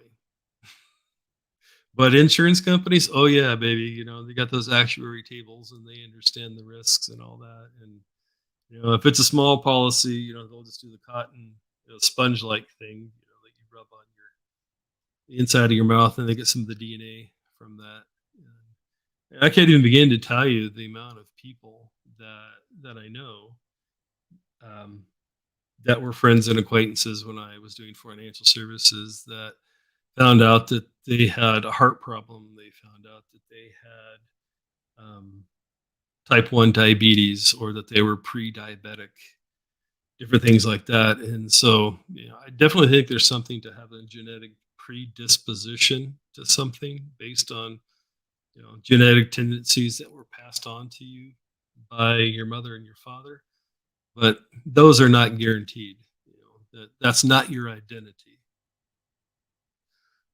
All right, so Chindaggers is equality. USSR did that already. They told you what you would be. Mind you, that may be better than telling someone that has a very low SAT score that they can be a nuclear scientist. Yeah, yeah, I agree with that. Tin Tigers. One thing that I would also say on that is, in my opinion, I think a lot of the European countries still have this part pretty good because even the European countries that the Libbies try to tout as being this socialist utopia, um, their market and things like that is not socialist. It's very free market, and so it's a huge misnomer in my opinion. And but in the a lot of those European countries, they still have the apprenticeships programs and different things like that where and on top of that you're not looked down on um, if you're in a trade or something like that, and certainly not like it is here in North America, Canada, America, Mexico, North America. And so yeah, I don't know that there's an easy answer to that. I can tell you that we have not pushed our kids to go to college unless it's for some type of a degree field that's going to, more or less guarantee a job when they get out. Like being, petroleum engineers, huge right now. Electrical engineers, huge. Doctors and nurses and different things like that. I don't know if we need any more attorneys right now, but a lot of people hold that in high regard too. And even the high school that I went to, was in a rural community, and they were really pushing everybody to go to college. Well, you're going to be they never came right out and said it in these words, but it was definitely, in my opinion, it was definitely intimated to us that if you didn't go to college, that you were a failure, and you were never really going to achieve anything in life if you didn't go to college. And we call them fries with that degrees. You go to school for 68 years to study, lesbian underwater dance theory or something like that, and then you can't figure out why you can't get a job when you get out. And about the only thing you can do is become a professor and hopefully teach the next biggest fool after you that's going to come along and do that. And so we've tried to encourage all of our kids about that. And as an example, my oldest daughter, in my opinion, is doing it real smart. She getting straight into nursing school could tend to be pretty hard, and so she started out as a medical technologist, which is like in between a CNA, certified nursing assistant, and an actual, like um, LPN. And she's now decided that, well, after all of the Charlie 19 stuff, I'm saying that phonetically, Charlie, the Charlie 19 stuff. She was working as a medical technologist in the hospital around here, and ended up basically being fired because she refused to do the silly things that they were mandating for her to do. And so she's now moved on to she starts here in the next couple of months. She's going to be I don't know if it's a doula or a midwife, but one of the larger, more prestigious colleges, where you can learn that and get certified in the Mountain West. We'll just leave it at that. So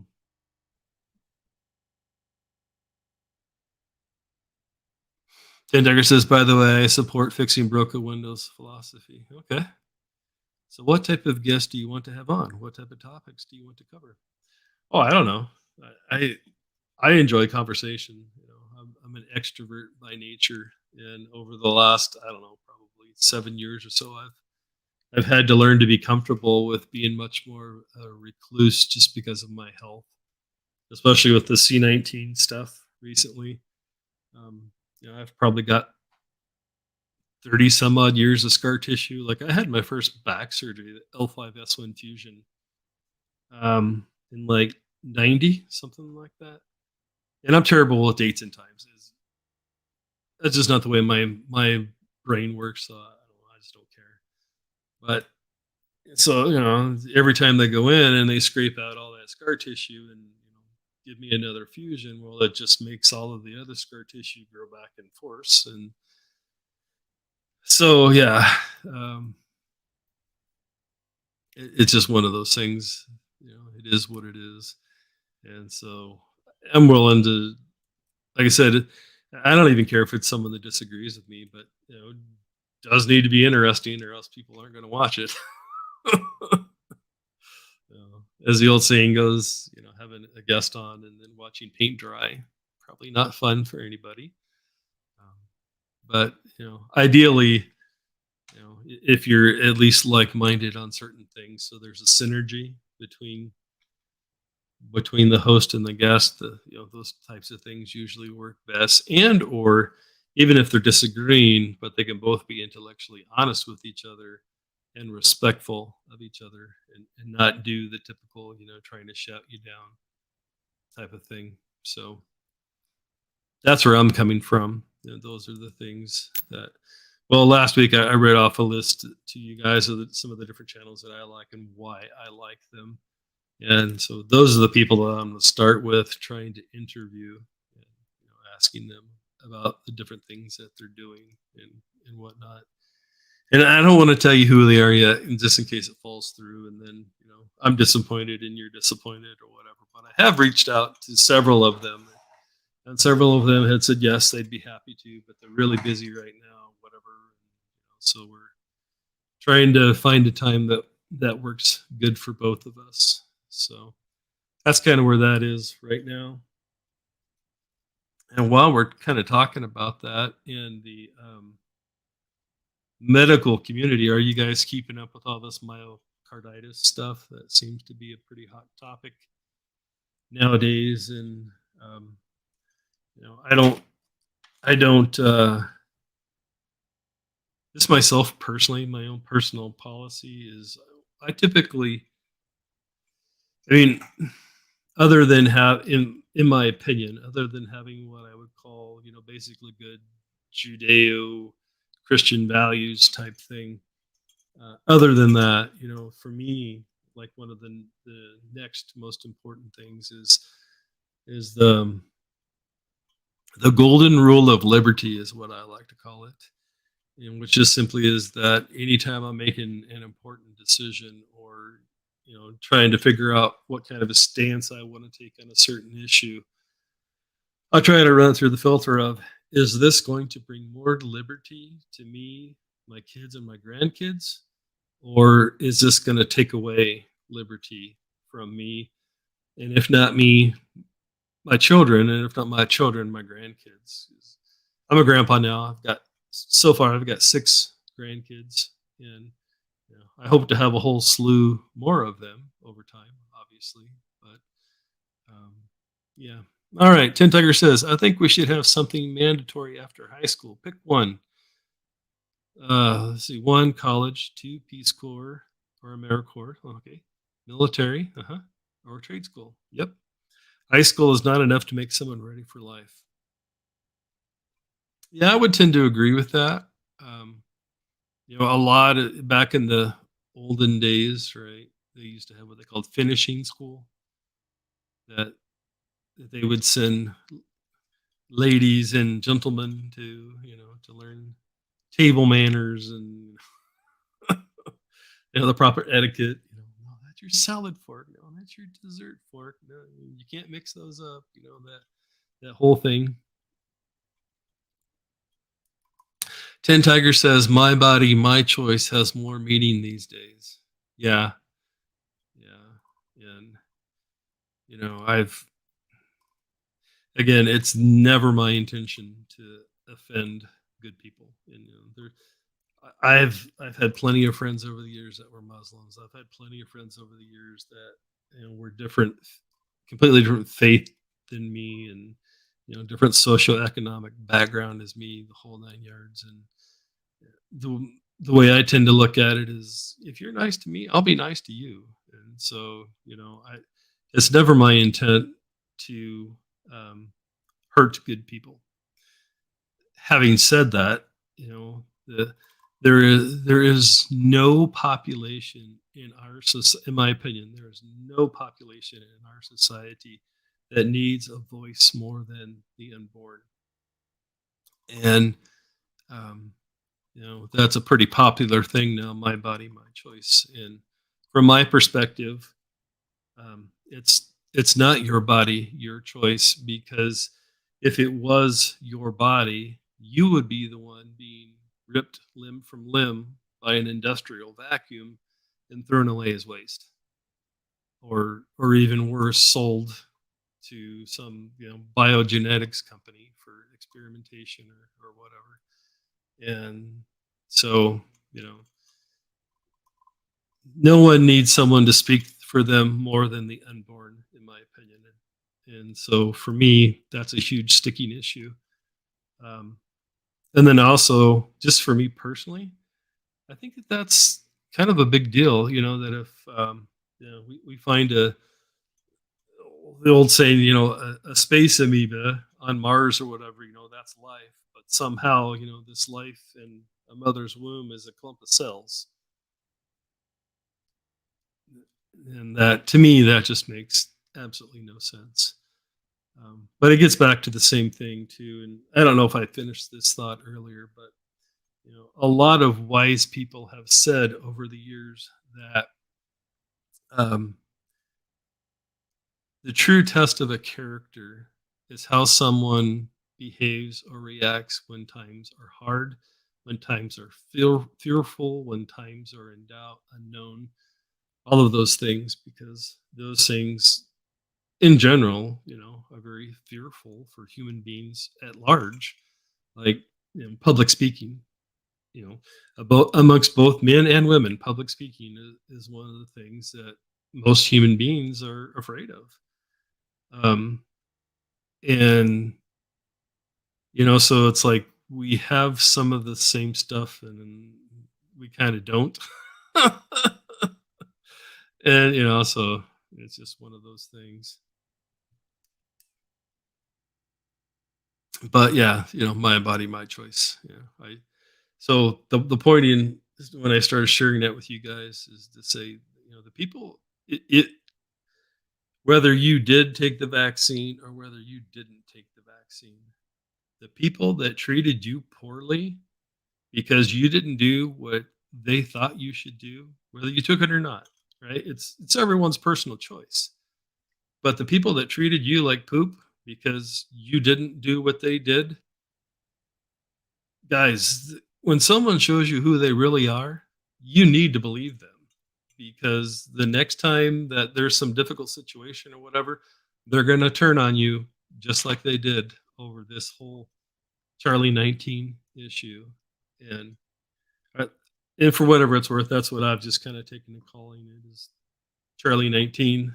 So the AI, I mean, as soon as I'm done with this live stream, it'll upload to my channel, and it'll all get reviewed by AI to see if there's any red flags that need to be made or whatever, to manually review it to see if I'm saying naughty things or not.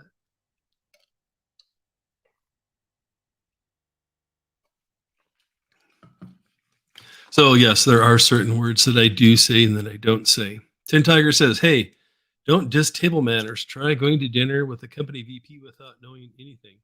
No, I absolutely agree with that. Tin Tigers, and I wasn't dissing table manners. Um, my children, my children will tell you that I'm kind of, the manners police around here, and my children understand, at least the basics, how to eat civilized. I don't know if that's the right word for it or not, but you know, chew with your mouth closed. If you're putting more, if the amount of food that you put in your mouth changes the shape of your mouth, it's too much. Different things like that. Try to chew your food a minimum of so many chews before you swallow. different things like that.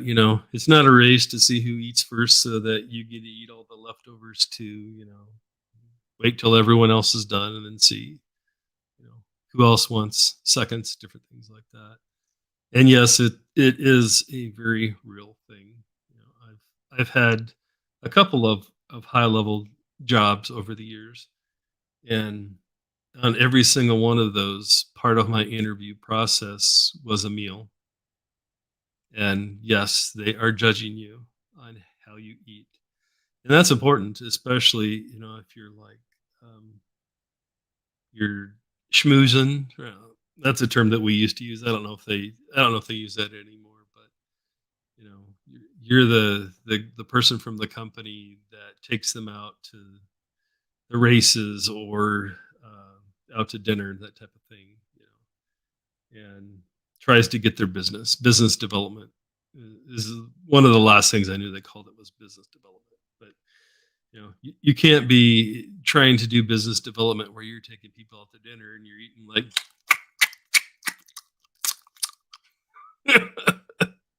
it's not a good look, right? And it immediately turns people off. And you know there there's definitely something to be said for that.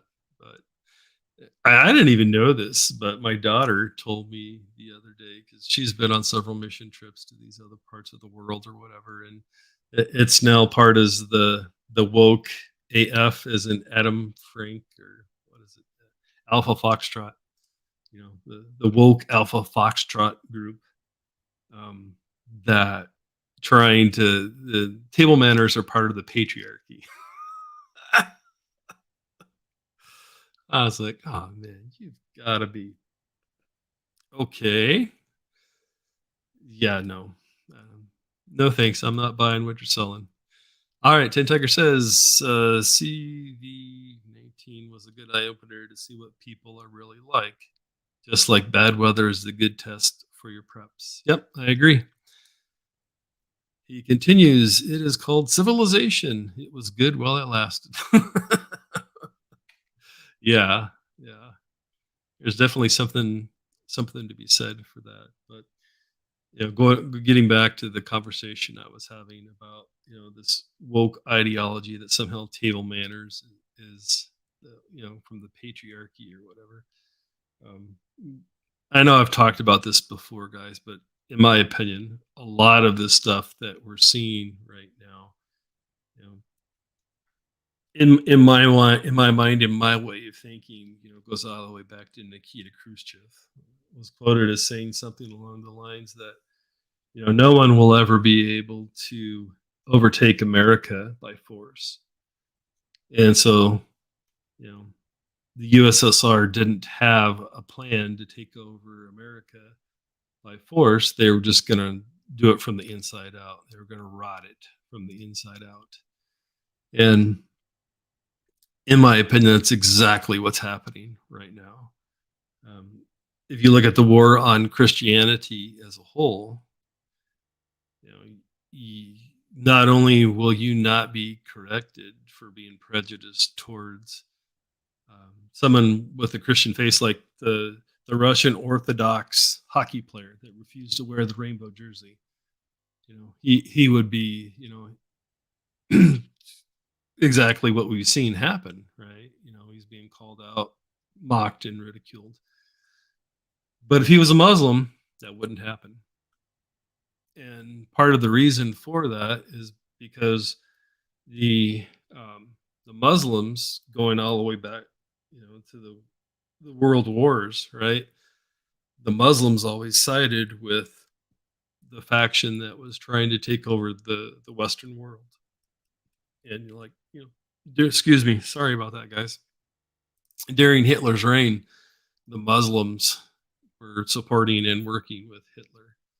And in my opinion, that's where we're at now.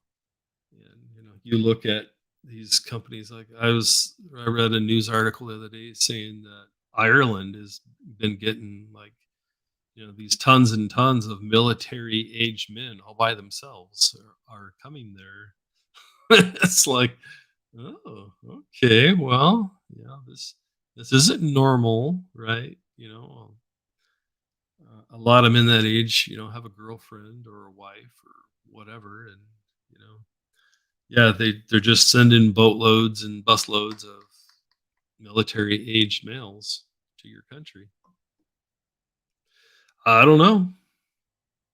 I don't live there. I don't know, but if I was seeing that, even in the state or the county that I live in, honestly, that would be a little bit of concern for me. I don't know how much, but at least a little. I would like to know.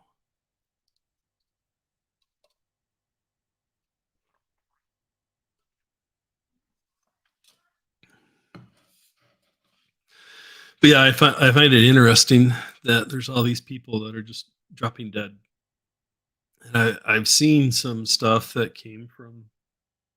Oh, I think it was a doctor on Twitter, somebody that I follow. They were talking about how there's been this.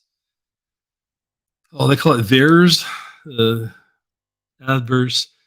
VAERS is a acronym for something that I don't remember, but basically what it is it's the CDC tracks the amount of adverse reactions that they've had since they started doing the Charlie 19 stuff. And yeah, it's doesn't look good.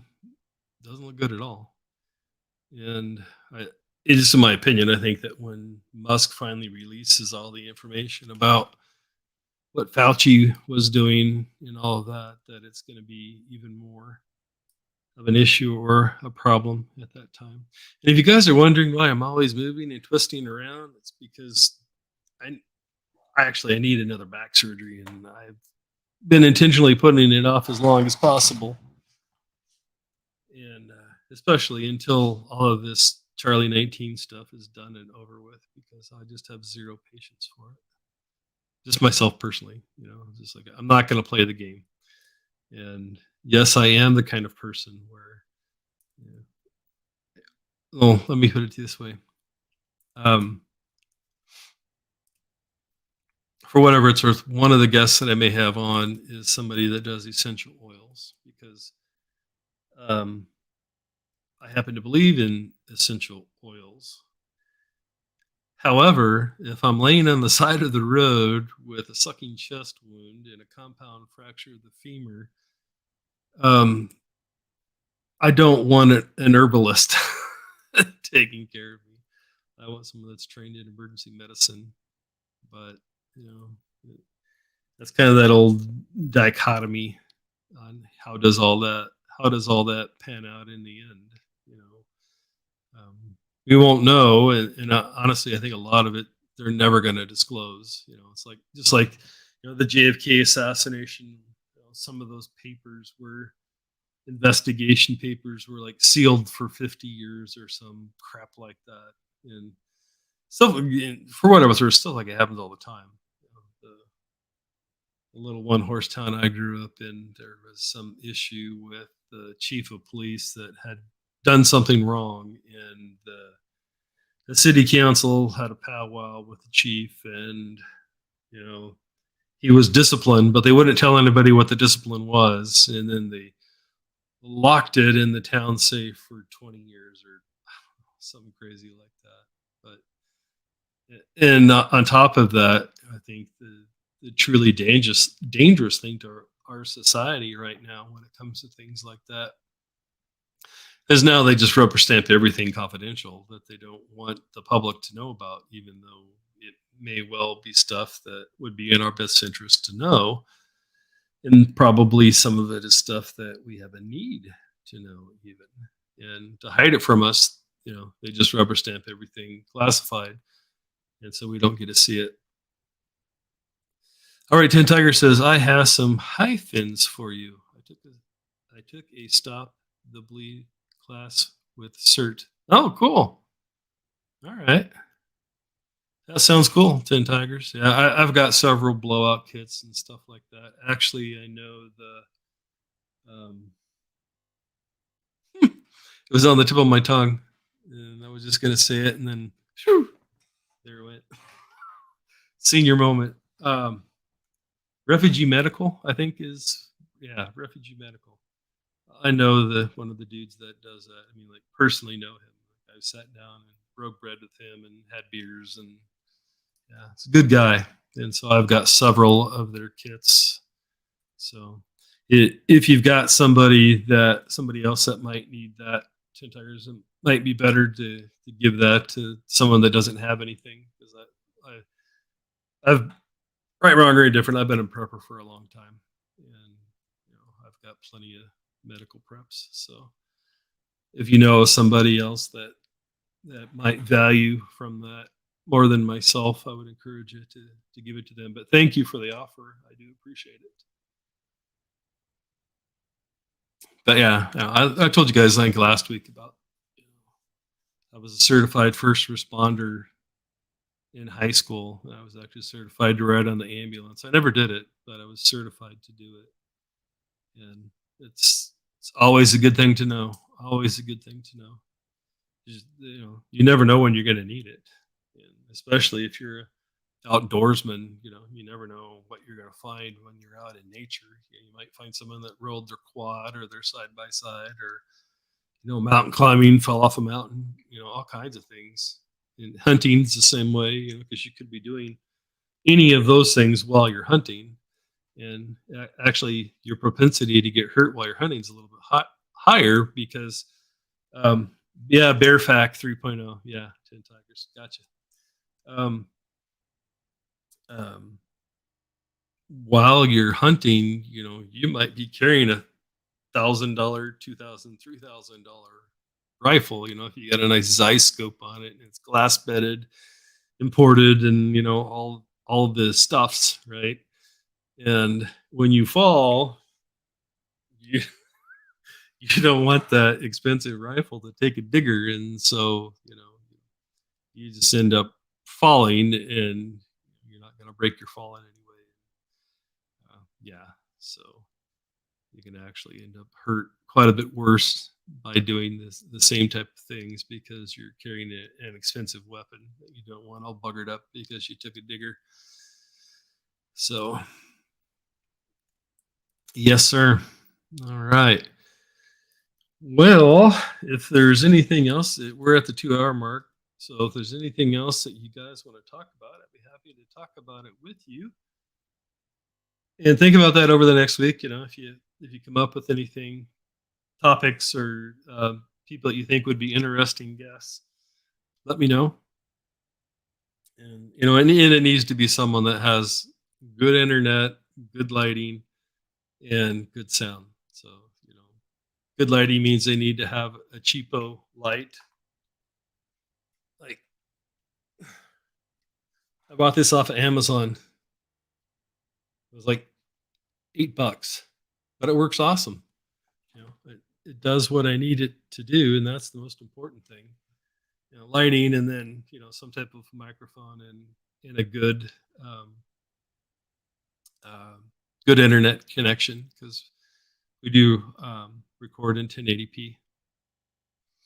All right, Tin Tiger says, so do we have a free will or is your life predetermined? That's a good question. That's a good question. If I had a definitive answer for that, I would be an extremely rich man. Um, yeah, I don't know that gets back into one of those age-old debates, which came first, the chicken or the egg type thing. So one side of that is we have free will.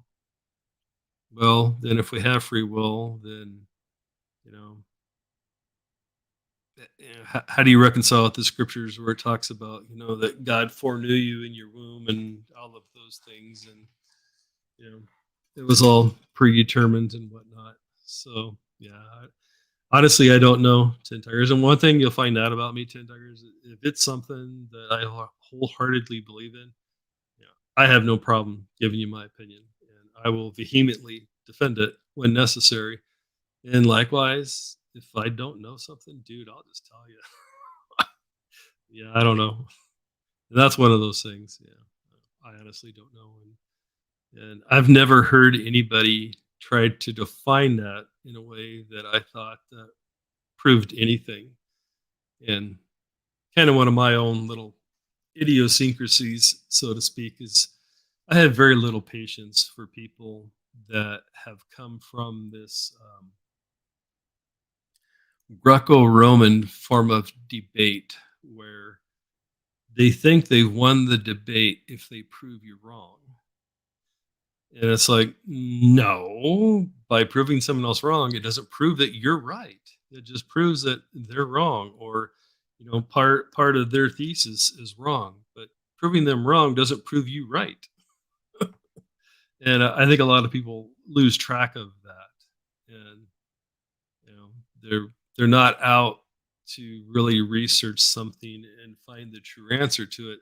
They just want to disprove someone else's opinion, and thereby get the limelight from doing that. And yeah, I don't. Just me personally, I don't have much patience for that. And you know, my personality type is those little personality tests that you can do. On one of them that I did in the last 3 or 4 years, my personality type is the debater, and so I love debate. I really do. But one thing I've had to learn over the years is that um, because debate comes very easy to me, I don't get emotionally attached to it or involved in it, unless it's just like obviously someone stooping to insults or something like that in a debate versus debating the topics, different things like that. And I have no problem calling out people for that disproving me doesn't prove you're right.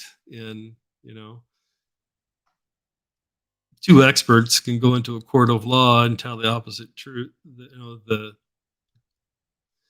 I don't know why I said opposite, but they can. Oh, that's what. Okay, sorry, I'm gathering my thoughts here as I'm thinking about this.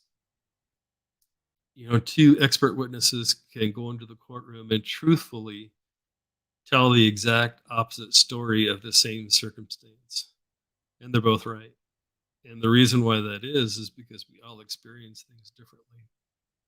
My wife has two brothers, and I've had conversations with all three of them about certain things that you know one of the three siblings has told me about, and very different. And the reason why is because they all experienced it differently. There were different phases of their life during those times and different things, and you know they have different relationships with the people that were involved in those things too. And so there's really a lot that goes into a lot of that stuff. The King James version is your first stop shopping for answers for me, anyways. Yeah, yeah, and especially now that we have modern day conveniences and technology and stuff, you can actually get word for word translations now for free, and you don't have to study Latin or Jewish in order to they're already translated for you on a word for word basis. And so you really truly can see what the original author's intent was a lot of times, in my opinion, versus what we're told that it means. And so just to give you an example of what I'm talking about, one of the really popular things that that think that people that espouse a faith in God, no matter what that is or how you do it, but especially if you have some type of a Christian influence, is to say, well, Jesus said, um, judge not lest ye be judged. That he is among you without sin, cast the first stone. And yes, I realize that's very loosely paraphrased. I wasn't trying to exactly quote it, just get the right feel of what Messiah was talking about when he said that. But what a lot of people don't realize is that, in my opinion, you really have to truly understand Jewish culture to understand what that whole passage of scripture is talking about and what's going on. Um, the the the law, the instructions that God gave his people, the Jewish people. One of the things that we say in like current modern don't lie. Well, that's not really what that is. That's not really what that means. According to the law, it takes 2 to 3 witnesses to substantiate any claim. And so, what that passage is talking about, bearing false witness, is just that you're lying about your brother or sister, saying that they did something that they didn't do. Um, so that's the first part. The second part is that there were clearly written things that needed to be done. Like if a man and woman were found um, having an affair, right? Either the man was married or the woman was married, and they were having a sexual relationship.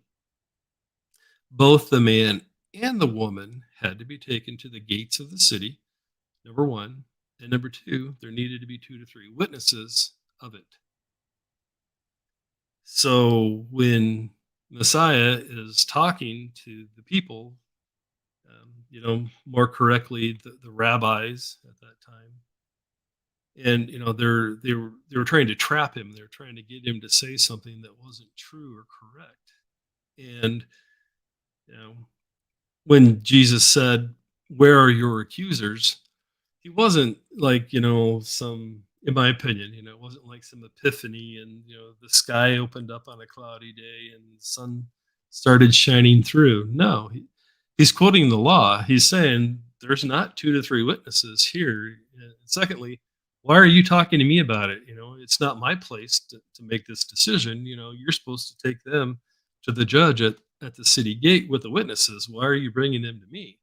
And so when he said that he is among you without sin, cast the first stone, that's what he's talking about. He's like, because the penalty for that, if you found a married man with a woman that wasn't his, and vice versa, the penalty for that was death by stoning usually. And so when he says, that he is among you, cast the first stone, that's what he's talking about. He's like, no. He's like, okay, well, you guys have already, deemed that she's guilty, so go ahead and stone her. I'm not going to do it, but you go ahead. So, yeah, and guys, I know that if you've never heard, for those of you that are listening to this on the replay and different things like that, guys, I understand that if you've never heard anyone talk about stuff like this, I understand that's a little shocking, right? That you know, unfortunately, living in a Western world, that's just kind of human nature that we tend to filter everything through the way that we think and the way that we think things work, instead of kind of like we were talking about before with the Federalist and Anti-Federalist papers. You have to know the original intent of the author to know why they said what they said, because there's a lot of things that can be taken out of context, just like a lot of the vernacular that we use nowadays. Like, God forbid that someday someone, found this live stream was uploaded to the internet and we're talking about C19 or Charlie 19, and it there's something going on in their culture, and something they're calling C19, and oh well, Fletch was talking about that all the way back in 2023. It's like, yeah, no, that's not what that means, but okay, to each their own. But for me, no. All right, 10 Tiger says Myers-Briggs test. Companies really want to know who they have on board. Yeah, then I don't think it's called. I don't know anymore. I don't think that the one that I'm talking about is called the Myers-Briggs, but I've definitely done Myers-Briggs several times over the years. A lot of big Fortune 500 companies use that, and it's good. It's good to know the people that you're talking to. Yeah. As an example, if it's someone that is an empath, talking facts and figures to them, you're peeing in the wind, right? You may want to talk about how those facts and figures are going to affect people in a positive way. Well, now you're talking the language of the empath, right? And same way, you don't want to be talking to the guy that's the fact or gal that's the facts and figures person, and tell them about how great all of these new things are going to do because they're going to make people feel good about their job. And I mean, not that they're bad people or that they want bad things for people or anything like that. That's not what I'm saying at all. It's just we talk and we communicate in different directions, and so or different ways is probably a better way to put it. What's the frowny face for? 10 tigers. Sorry, I need to take a drink.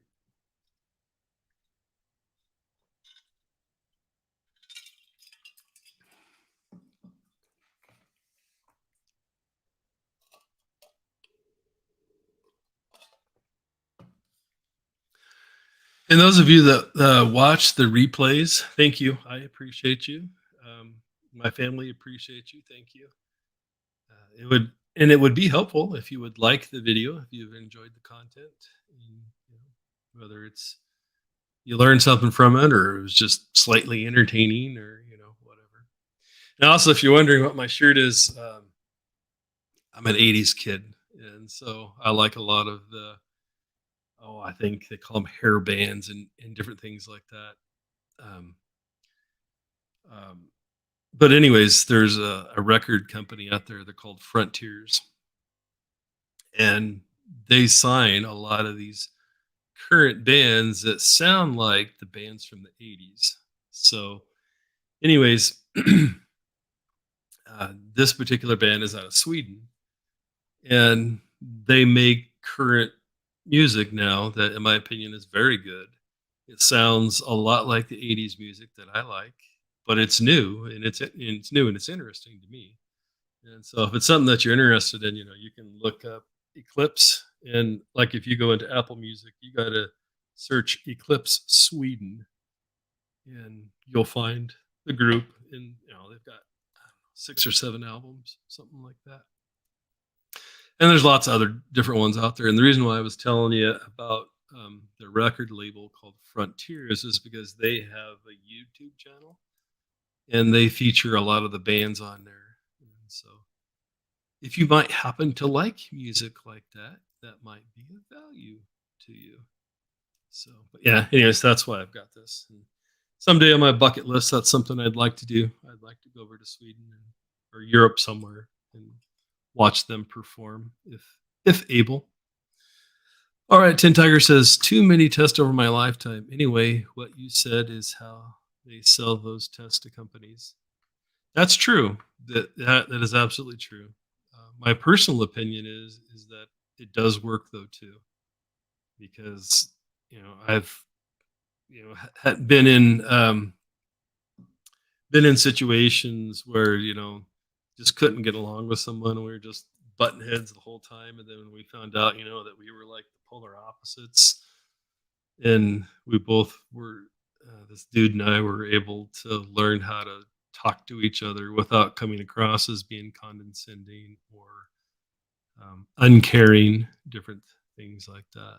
And uh, I don't know, my personality type is I'm kind of a freak because I'm like I really genuinely care about people, but I'm not very much of an empath.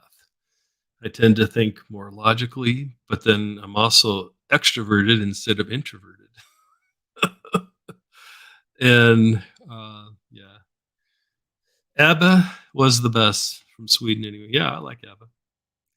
Voulez-vous? I don't know. I've never owned any ABBA stuff, but my mom and dad listened to ABBA when I was growing up. My sister, I think, still does to this day. And so if I'm around her, a lot of times she likes listening to ABBA. Um, that That's not in my playlist myself personally, but that's just me. You know, we all have our own interests and the things that we like and the things that we don't. Um, Honestly, that's one of the things that I'm far from being an audiophile, you know, but I do like music. Was never really I enjoyed it, but I was never good at it. You know, it's like in band, I even for a while I had what's called a rapid palate expander, which is like this contraption that they put on the upper part of my mouth on the inside, and it had a screw in the center of it, and I had a little key that I would put in the hole in the middle of that screw and then push back, and it would I had to push on that every day, and it widened the upper part of my jaw to make enough room for all of my teeth. And yeah, it was interesting having to live with that, grow up with that. But you know, sometimes you have to do what you have to do to get where you want to be. But and that little gap right there in my teeth, believe it or not, that's from chewing sunflower seeds. When I was sheriff stepping that little one horse town, you know, I did a lot of driving around in the country, so to speak. And it's like when I was officially assigned as the deputy for that area, it was like, well, here's your backup, and they handed me a 12 gauge shotgun and an ammo can full of buckshot and slugs for the 12 gauge, and they handed me a Ruger Mini 14, which is a 223, and ammo box full of ammo as well. And so there's your backup. True story. I'm not exaggerating. And you know, in my car, my patrol car, I actually had two long guns in there: the Ruger Mini 14 and Mossberg 12 gauge. Yeah, exactly. You know, sunflower seeds keep you awake. They give you something to do. You know, my first duty station when I was in the military was Aberdeen Proving Grounds, Maryland. The county that I grew up in is bigger than the state of Maryland. And so if you get these people trying to tell you that the world is overpopulated, they don't have any idea what they're talking about. Honestly, they really truly don't. It all gets back to this, you know, the same thing. They're trying to control the people by making them fearful, by making them emotional, and making them think that the environment's just going to fall apart or whatever, and you know, that humans are the scourge on the earth, and you know, the earth would be better off if we just eliminated all the humans. But interestingly enough, most of the people that will tell you that, they're not talking about themselves. They're talking about you. They're not talking about them. And I'm sure many of you could think of, you know, some talking head that you've heard over the last couple of years espousing that type of stuff. And yeah, just watch how offended they get when you suggest that if they really believe that they should be one of the first people to remove someone from the earth to make the earth a better place.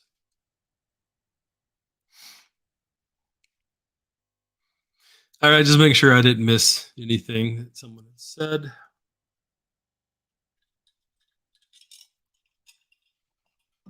Well, guys, I think I'm going to wrap up. We're about 2 hours and 23 minutes into it, and I've hit all of my notes and the things that I wanted to talk about.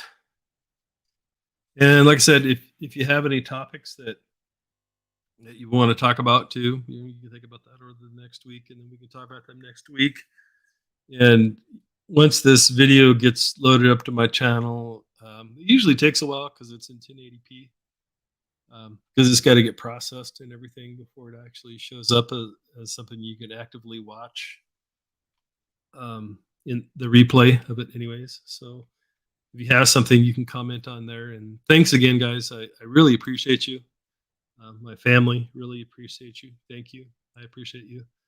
And believe it or not, I honestly thought that the live streams would bomb, but you guys watch the live streams more than you do my videos. Hey, by the way, I wanted to ask you, did you guys think that the video that I uploaded today about the person in my family that rear-ended a husband and wife on the same day, did you guys think it was funny?